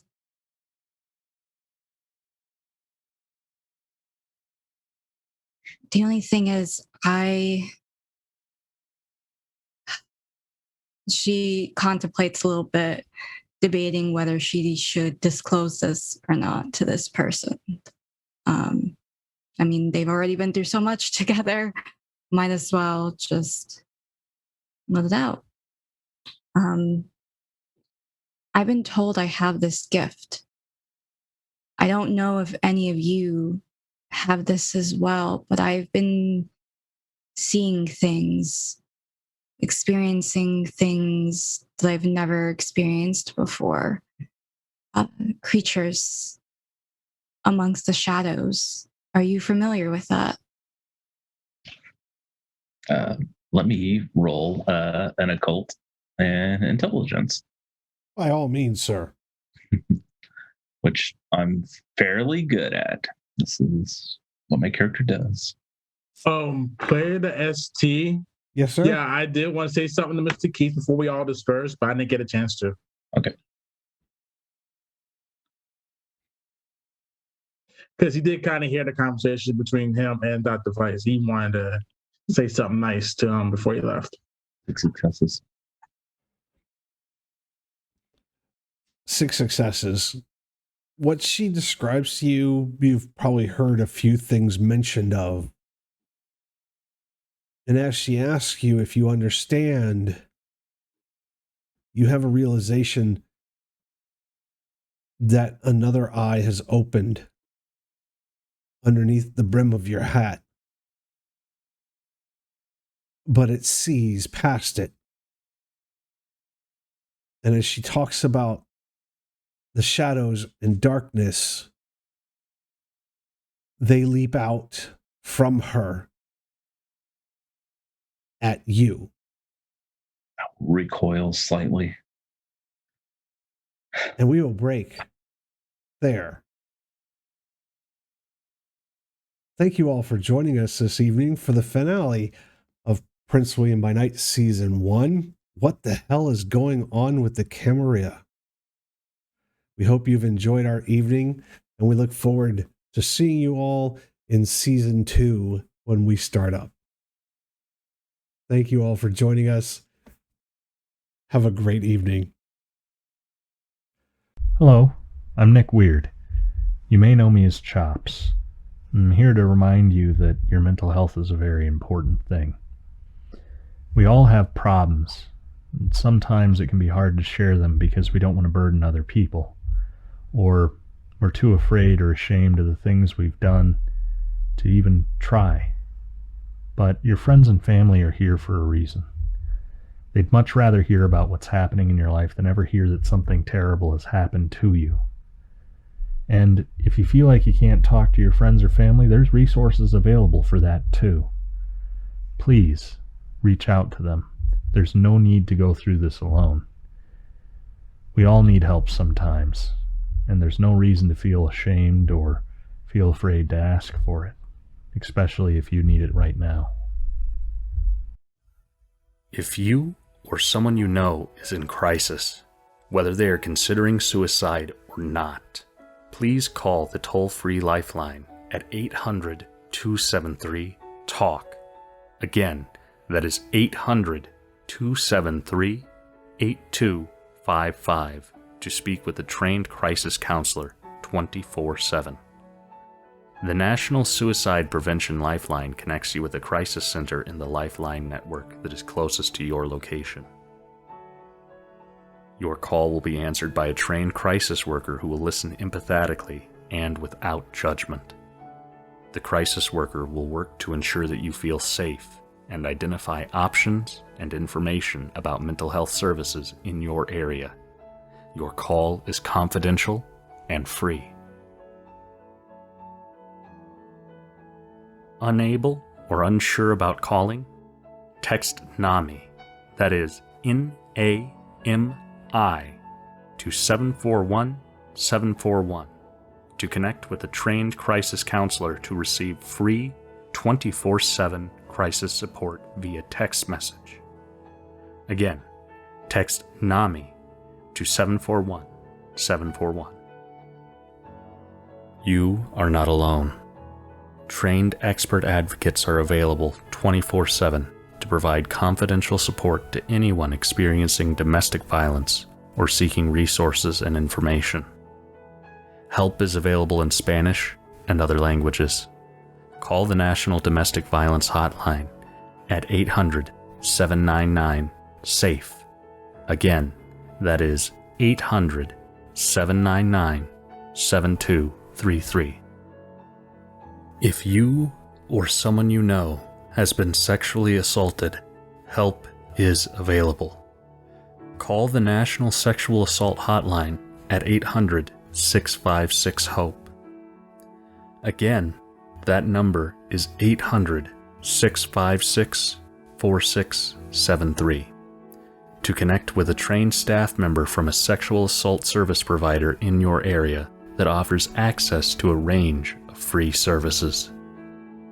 Disaster Distress Helpline. Call 1-800-985-5990 or text TALK WITH US to 66746. The Disaster Distress Helpline provides immediate crisis counseling for people who are experiencing emotional distress related to any natural or human-caused disaster. The helpline is free, multilingual, confidential, and available 24 hours a day, 7 days a week.